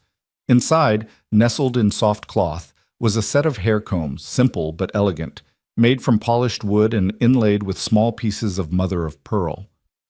For your wedding day, Will said proudly. Pa said Ma's combs should stay with her things, so we made you your own. So you'd have something special that's just yours. Do you like them? Like them? Maggie's voice broke. Will, they're beautiful. They're perfect. I'll treasure them forever. She pulled him into a tight hug, this boy who'd worked his way so completely into her heart. When she released him, she saw Ethan standing in the doorway, watching them with an expression of such love and contentment that it took her breath away. The day before the wedding, Maggie packed up her room at the boarding house. It didn't take long. She'd never accumulated much in her years of moving from town to town, teaching wherever she was needed. A few dresses, some books, personal items that fit easily into 2 small trunks. Martha helped her, keeping up a steady stream of commentary about the wedding preparations, about the food Anna and the other women were preparing, about how half the town was planning to attend despite Mrs. Crawford's vocal disapproval. You've stirred things up, girl, Martha said with satisfaction. Got people thinking about what really matters. Love versus propriety. Happiness versus other people's expectations. You're going to be good for this town, I think. Shake them out of their rigid ways. I just want to marry Ethan and teach school and raise Will, Maggie protested. I'm not trying to revolutionize anything. Sometimes revolution happens whether you're trying or not. You're showing people that it's possible to choose differently, to build a life that doesn't fit the expected mold. That's powerful, Maggie. Don't underestimate it. That evening, Maggie had dinner with Martha one last time in the boarding house kitchen. Tomorrow, she'd wake up in this room for the last time. Tomorrow, she'd put on her wedding dress and walk to the church. Tomorrow, she'd become Mrs. Ethan Irwin and begin the life she'd chosen. Nervous? Martha asked, watching her push food around her plate. Terrified, Maggie admitted. What if I'm a terrible wife? What if I don't know how to run a household properly? What if you're exactly what Ethan and Will need? Martha interrupted. What if you're perfect just as you are? Stop looking for reasons to doubt yourself, Maggie. You've already proven you have the courage to follow your heart. Trust that courage to carry you through whatever comes next. That night, lying in her narrow bed for the last time, Maggie thought about everything that had brought her to this moment. Her parents' deaths, Clara's marriage, years of teaching in different towns, always moving, never settling, the letter from Clara that had brought her to Montana, the first time she'd met Ethan and Will, the slow building of friendship into something deeper, the choice to stay. Every step had led her here. Every choice, every loss, every moment of joy and sorrow had been preparing her for this, for the life waiting just on the other side of tomorrow. She thought about Will's question from weeks ago. Did she have to go, or did she want to go? She'd answered that she wanted to stay, but lying here in the darkness, she realized the truth was even simpler than that. She didn't just want to stay. She needed to stay. The same way flowers need sunshine and rivers need rain. This wasn't just a choice or a want. It was essential, necessary, right in a way that transcended logic or reason. Ethan and Will had become her home, and tomorrow she'd make that official. Tomorrow, she'd become the person she was always meant to be. Morning arrived with golden light streaming through Maggie's window, birdsong replacing the need for any alarm, and Martha bursting through the door with coffee and enthusiasm in equal measure. Up, up, up, the older woman commanded, setting the tray on the bedside table. You're getting married today, girl, and we have exactly 4 hours to make you presentable. Maggie sat up, her heart already racing. 4 hours seems like a lot of time to get dressed. Shows what you know about weddings. Martha threw open the wardrobe and began pulling out undergarments with the efficiency of a general preparing for battle. There's bathing and hair and getting into that dress without wrinkling it and making sure you eat something so you don't faint at the altar. 4 hours might not even be enough. Despite her nerves, Maggie laughed. I'm not going to faint. That's what every bride says right before her knees give out during the vows. Martha handed her the coffee.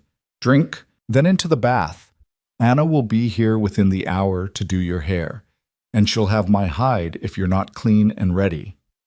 The next hours passed in a blur of activity. Anna arrived as promised, bringing with her a young woman named Sarah, who Maggie recognized as one of the seamstresses in town. Together, the three women transformed Maggie from a simple school teacher into someone she barely recognized in the mirror. Anna worked magic with her hair, pinning it up in an elaborate style that somehow managed to look both elegant and effortless.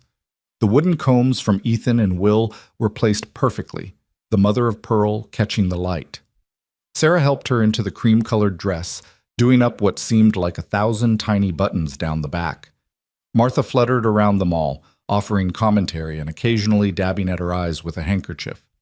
Stop crying, Anna ordered without heat. You'll set Maggie off, and then we'll all be crying, and her eyes will be red for the ceremony. I can't help it, Martha sniffled. She came to this town with one carpet bag and a teaching certificate, and now look at her. She's getting married. She's staying. She's found her home. The words made Maggie's own eyes prick with tears, but she blinked them back firmly. No crying. Anna's right. I need to make it through this ceremony without falling apart. You'll make it through just fine, Sarah said, stepping back to admire her handiwork. There, perfect. Mr. Irwin is going to forget how to breathe when he sees you. Maggie turned to look at herself in the full-length mirror Anna had somehow procured, and her breath caught. The woman looking back at her was radiant, not because of the dress or the hair or any external adornment, but because of the joy shining in her eyes. She looked like someone who knew exactly where she belonged and was walking toward that belonging with her whole heart. I'm getting married, she whispered, and saying it out loud made it real in a way it hadn't been before. I'm really getting married. Yes, you are, Anna said firmly, and we need to get moving, or you'll be late to your own wedding. The church was only a short walk from the boarding house, but they took Martha's wagon anyway to keep Maggie's dress from dragging in the dust. As they approached, Maggie could see a crowd gathered outside. Seemingly half the town had turned out, curious to witness the unconventional union of the schoolteacher and the widowed rancher. Her stomach fluttered with nerves. That's a lot of people. They're here because they care, Anna said gently. Well, most of them. Some are probably just nosy, but that's true of any wedding. Inside the church, they found organized chaos. Doc Morrison was acting as usher, directing people to seats. The fiddle player was tuning his instrument in the corner. Reverend Thomas stood at the altar, looking calm and composed in his Sunday best. And there, near the front, stood Ethan and Will. Ethan wore a dark suit Maggie had never seen before, probably borrowed or newly purchased for the occasion. His hair was neatly combed, his jaw freshly shaved. He looked nervous and eager and impossibly handsome. Will stood beside him in his own miniature suit, practically vibrating with excitement. When Will caught sight of Maggie in the doorway, his face split into an enormous grin. He said something to his father, and Ethan turned and went completely still. Even from across the church, Maggie could see the expression on his face. Wonder. Love. A kind of reverent disbelief that made her heart squeeze tight in her chest. She smiled at him, and he smiled back. And in that moment, the whole church full of people ceased to exist. There was only him, only them, only this moment they'd somehow found their way to despite every obstacle. All right, Anna said briskly, breaking the spell. Maggie, you wait here with Martha. Everyone else needs to get seated so we can start this thing properly. The next few minutes were a flurry of last-minute adjustments. Anna checked Maggie's hair one more time. Sarah straightened her dress. Martha gripped her hand so tightly it almost hurt. You're sure? The older woman asked quietly. Absolutely certain this is what you want? I've never been more certain of anything in my life, Maggie replied, and meant it with every fiber of her being. The fiddle music began. A simple melody, sweet and clear. It was time. Martha linked her arm through Maggie's, standing in as the closest thing to family Maggie had here. Ready? Ready? They began the walk down the aisle, and Maggie was suddenly acutely aware of every eye on her. She saw Mrs. Crawford in the third row, her expression still disapproving, but perhaps slightly softened. She saw the other teachers from surrounding districts who'd traveled to attend. She saw parents of her students, some smiling warmly, others looking curious. She saw Anna beaming from her seat next to Doc Morrison, but mostly she saw Ethan. He stood at the altar watching her approach, and there were tears streaming unashamedly down his face. Will stood beside him, holding a small velvet box that must contain the wedding rings, his own eyes bright with emotion. Father and son, waiting for her, wanting her, choosing her just as surely as she was choosing them. When she reached the altar, Martha placed Maggie's hand in Ethan's and stepped back. His fingers closed around hers, warm and solid and real. You came, he whispered, so quietly only she could hear. Did you think I wouldn't? I was afraid I'd wake up and this would all be a dream. It's not a dream. She squeezed his hand. I'm here. I'm real. And I'm not going anywhere. Reverend Thomas cleared his throat, a smile playing at his lips. Shall we begin? The ceremony itself passed in a blur. Maggie heard herself speaking the vows, heard Ethan's voice, steady despite his tears, promising to love and cherish her. She felt Will press the rings into their hands at the appropriate moment, saw his proud smile when his part was done perfectly. She heard the Reverend pronounce them husband and wife, heard him say the words she'd been waiting for. You may kiss your bride. Ethan cupped her face in his hands, his thumbs brushing away tears she hadn't realized were falling, and kissed her with a tenderness that made her knees weak. The church erupted in applause and cheers, but Maggie barely heard them. All she could focus on was Ethan, was the feeling of his lips on hers, was the knowledge that this moment, this man, this life, was hers now. When they finally broke apart, both breathless and laughing, Will launched himself at them, wrapping his arms around them both. "You did it!" he shouted over the noise of the celebrating congregation. "You're married! You're really, really married!" "We really are," Ethan said, pulling his son, their son, into the embrace. "We're a family now, official and everything." The reception at the ranch was already in full swing by the time they arrived. Neighbors had transformed the yard into something magical. Tables laden with food, ribbons strung between trees, wildflowers in every available container. Someone had even built a small wooden platform for dancing. Anna Morrison orchestrated the whole affair with military precision, directing traffic and ensuring everyone had food and drink. She caught Maggie's eye across the crowd and winked, clearly pleased with how everything had come together. "I can't believe all of this," Maggie said, looking around in wonder. "All these people, all this effort." "They love you," Ethan said simply. "Both of you. You've made a place for yourselves here, and this is their way of showing it." The afternoon dissolved into celebration. There was food, so much food that the tables groaned under the weight of it. There was music, the fiddle player joined by a guitarist and a man with a harmonica, filling the air with melodies that ranged from tender to raucous. There was dancing. Maggie found herself passed from partner to partner, spun and twirled until she was dizzy with laughter. But always, she found her way back to Ethan, to the solid warmth of his presence, to the way his eyes followed her around the yard, to the smile that seemed permanently fixed on his face. "Happy?"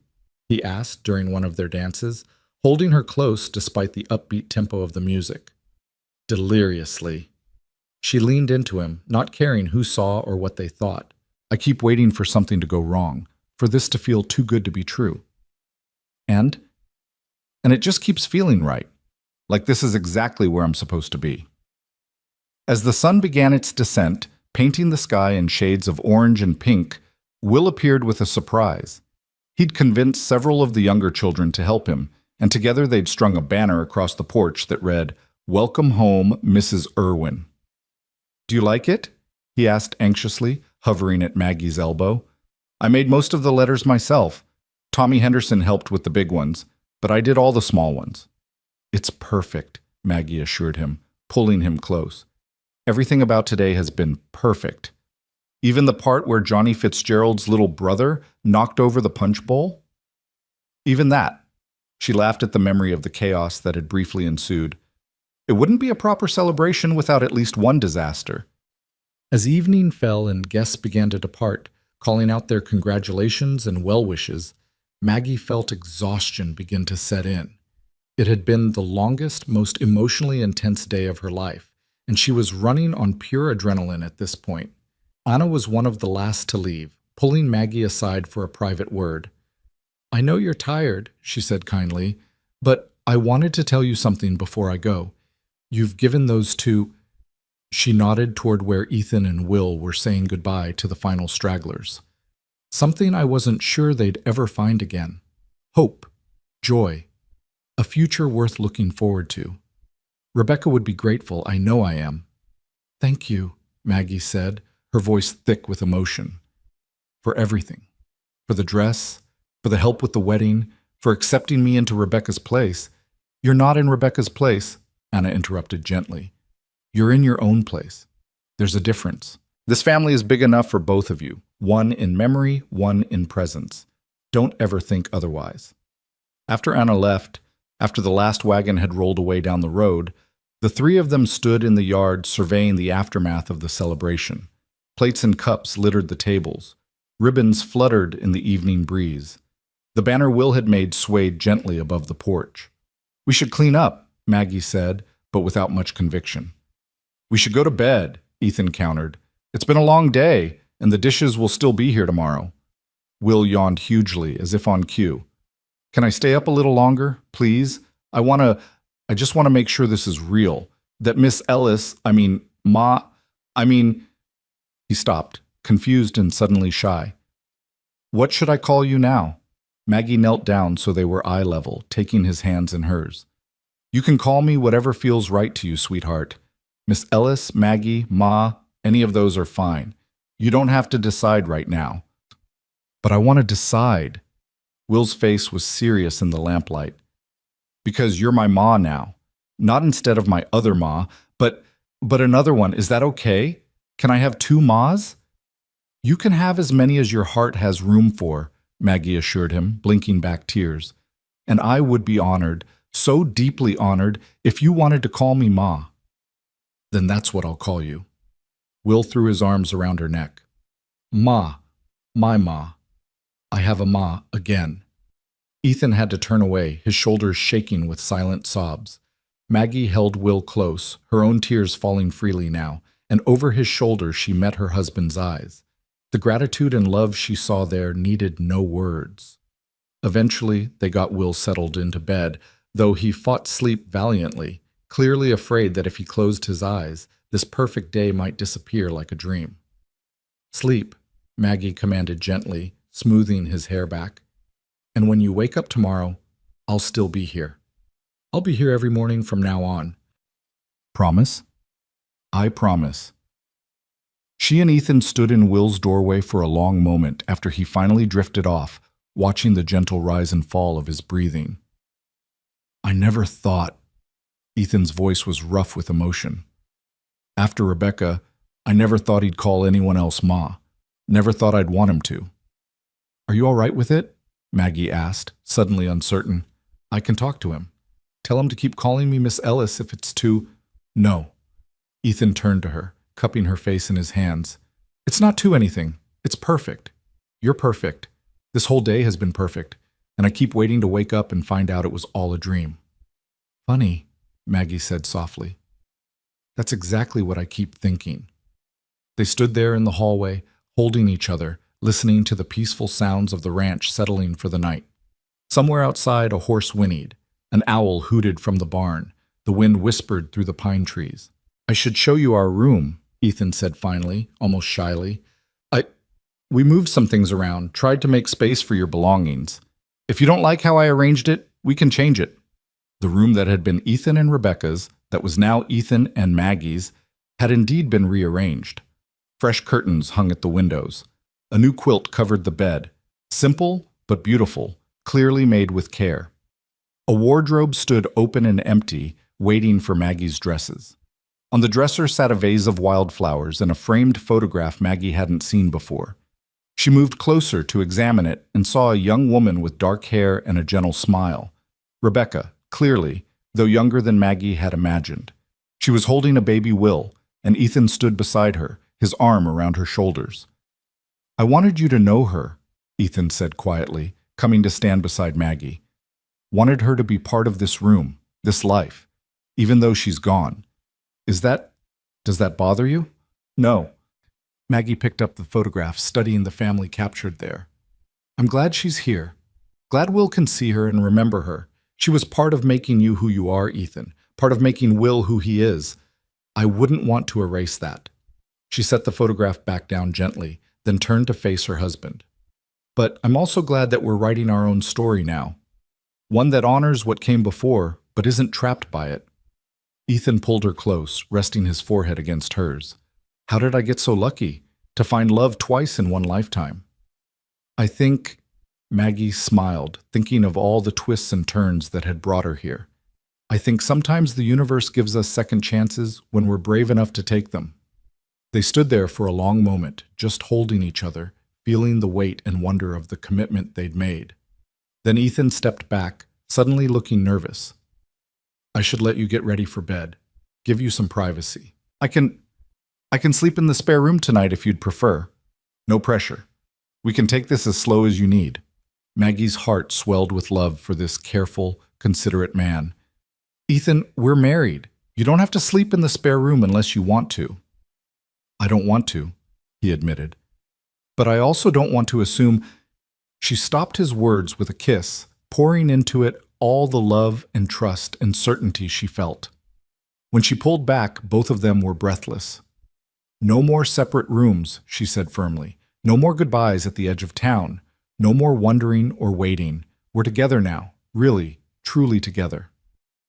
That night, lying in bed beside her husband, listening to the sounds of the ranch settling around them, Maggie marveled at how much her life had changed in such a short time.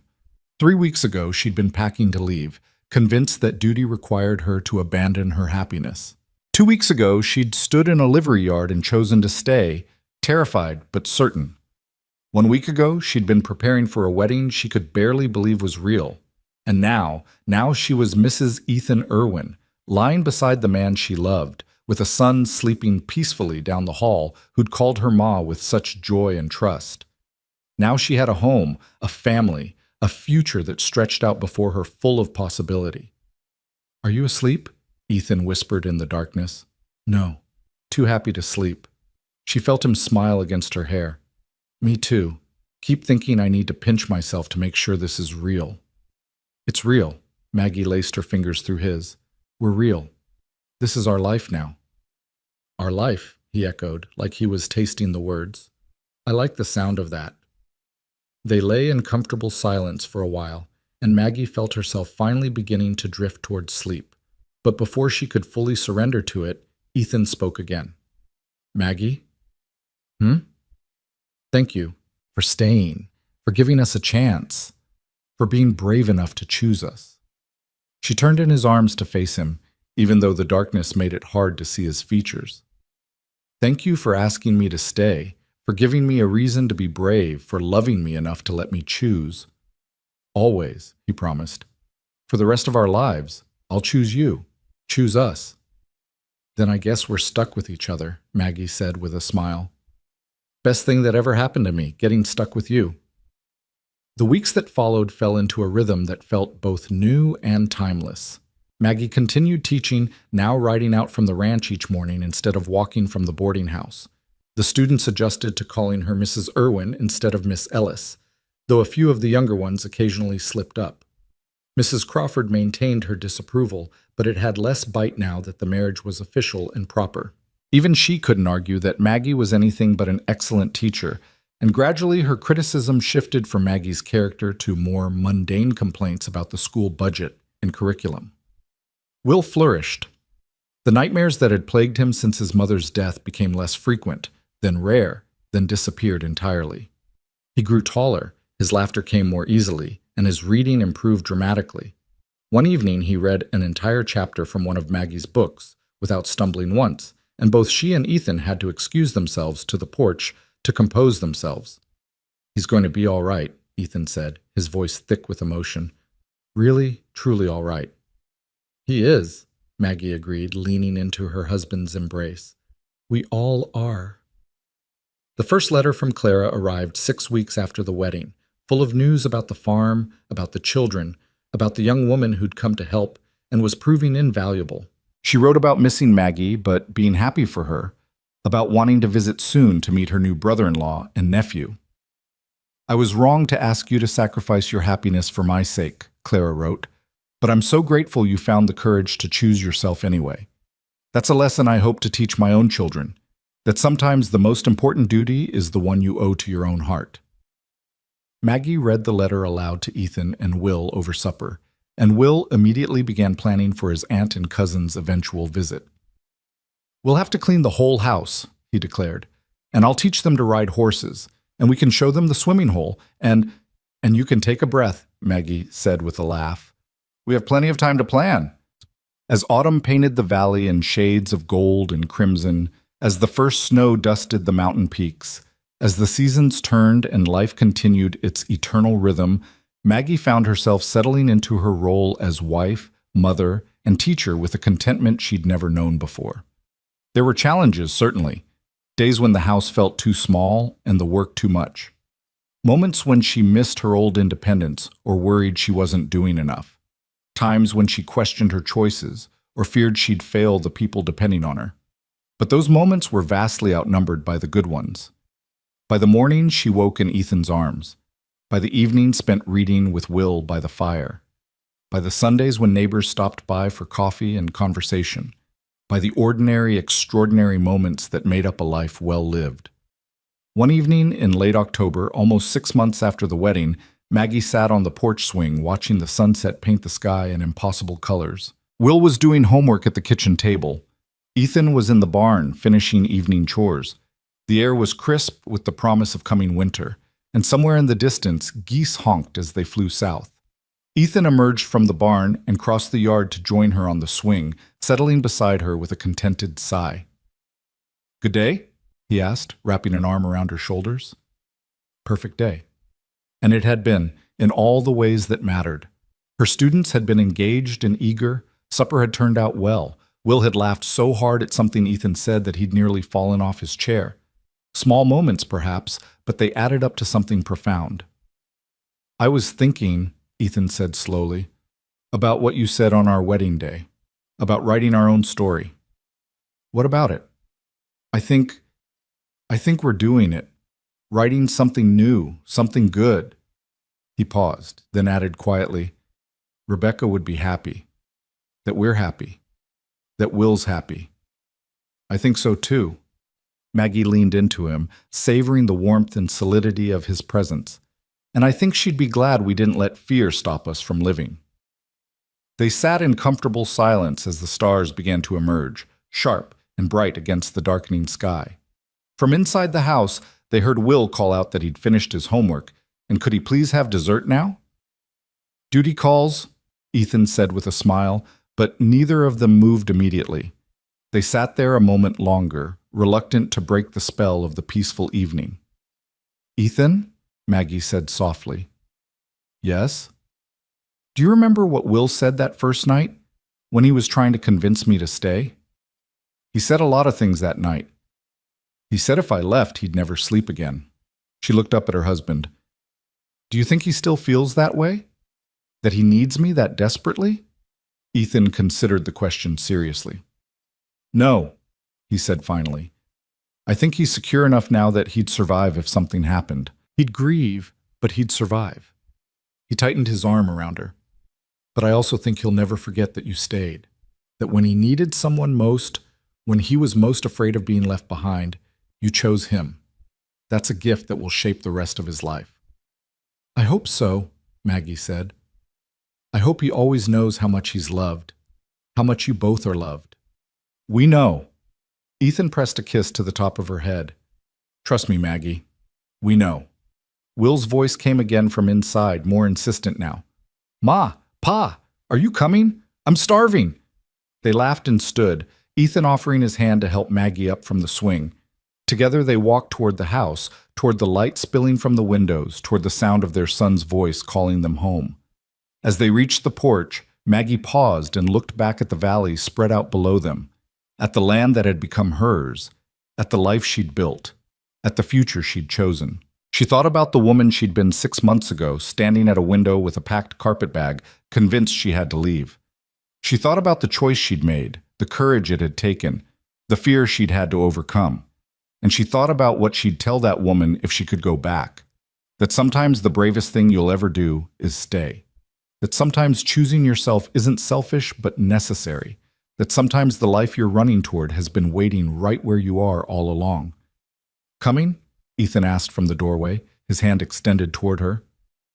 "Yes," Maggie said, taking his hand, letting him pull her inside. "I'm coming home." And she was. She really, finally was. The door closed behind them, shutting out the night, holding in the warmth and light and love. Inside, Will was already dividing up the apple cake Martha had brought by that afternoon, giving himself what was clearly the largest slice until Maggie raised an eyebrow at him, and he sheepishly adjusted the portions. They ate dessert at the kitchen table, talking about nothing and everything. Will's plans for a tree fort, Ethan's ideas for expanding the garden next spring, Maggie's hopes for starting a lending library at the school. Ordinary conversation about ordinary things, made extraordinary by the simple fact that they were together.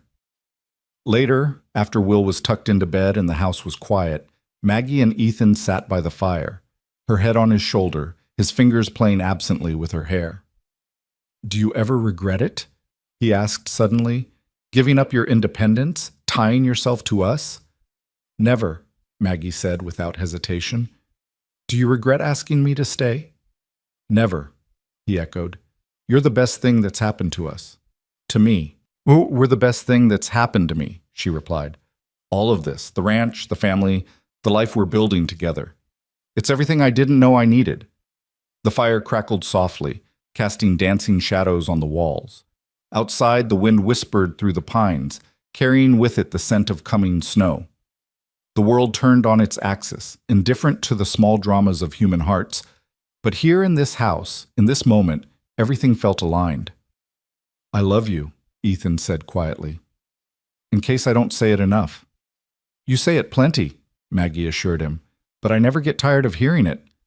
"Good, because I plan to keep saying it for the next 50 years or so." "Only 50?" She smiled against his shoulder. "Seems a bit short." "You're right, better make it forever just to be safe." Forever sounds perfect. They sat there until the fire burned low, reluctant to end the day, to surrender this perfect moment to sleep and the inevitable demands of tomorrow. But eventually, Ethan banked the coals and Maggie extinguished the lamps, and together they climbed the stairs to their room. As Maggie settled into bed beside her husband, feeling his warmth beside her, hearing Will's soft breathing from down the hall, she felt a profound sense of gratitude wash over her. Gratitude for the courage she'd found to stay. Gratitude for the love that had welcomed her. Gratitude for this life she'd chosen, with all its imperfections and challenges and extraordinary ordinary moments. She thought of the stagecoach that had pulled away without her all those months ago, carrying other people toward other destinations. She'd watched it disappear into the distance and felt relief, not regret. And every day since had only confirmed that she'd made the right choice. This was where she belonged, not because it was easy or safe or what she'd planned, but because it was hers, because she'd chosen it with her whole heart. Because love, real, deep, transformative love, was always worth the risk. "Thank you," she whispered into the darkness. "For what?" Ethan's voice was already heavy with approaching sleep. "For giving me a reason to stay. For showing me what home feels like. For—" She paused, searching for the right words. "For being my forever." His arm tightened around her. "Always, Maggie. Always." And as she drifted off to sleep, wrapped in her husband's embrace, with her son safe down the hall and a tomorrow full of possibility waiting, Maggie Ellis Irwin understood something fundamental about the nature of courage and choice and love. Sometimes the greatest adventure isn't about going somewhere new. Sometimes it's about staying exactly where you are and building something beautiful from the ashes of fear and duty and expectation. Sometimes it's about looking at the life you've stumbled into and saying yes. Yes to love. Yes to family. Yes to the messy, complicated, perfect reality of choosing your own happiness. She'd been terrified that morning when she'd chosen to stay. Terrified of making the wrong choice, of disappointing people, of risking everything for something that might not work out. But it had worked out. Better than she'd ever dreamed possible. And now, lying in the darkness with her future secure and her heart full, Maggie understood the truth that would guide the rest of her days. Sometimes the bravest thing you'll ever do is stay. And sometimes staying is just another word for coming home.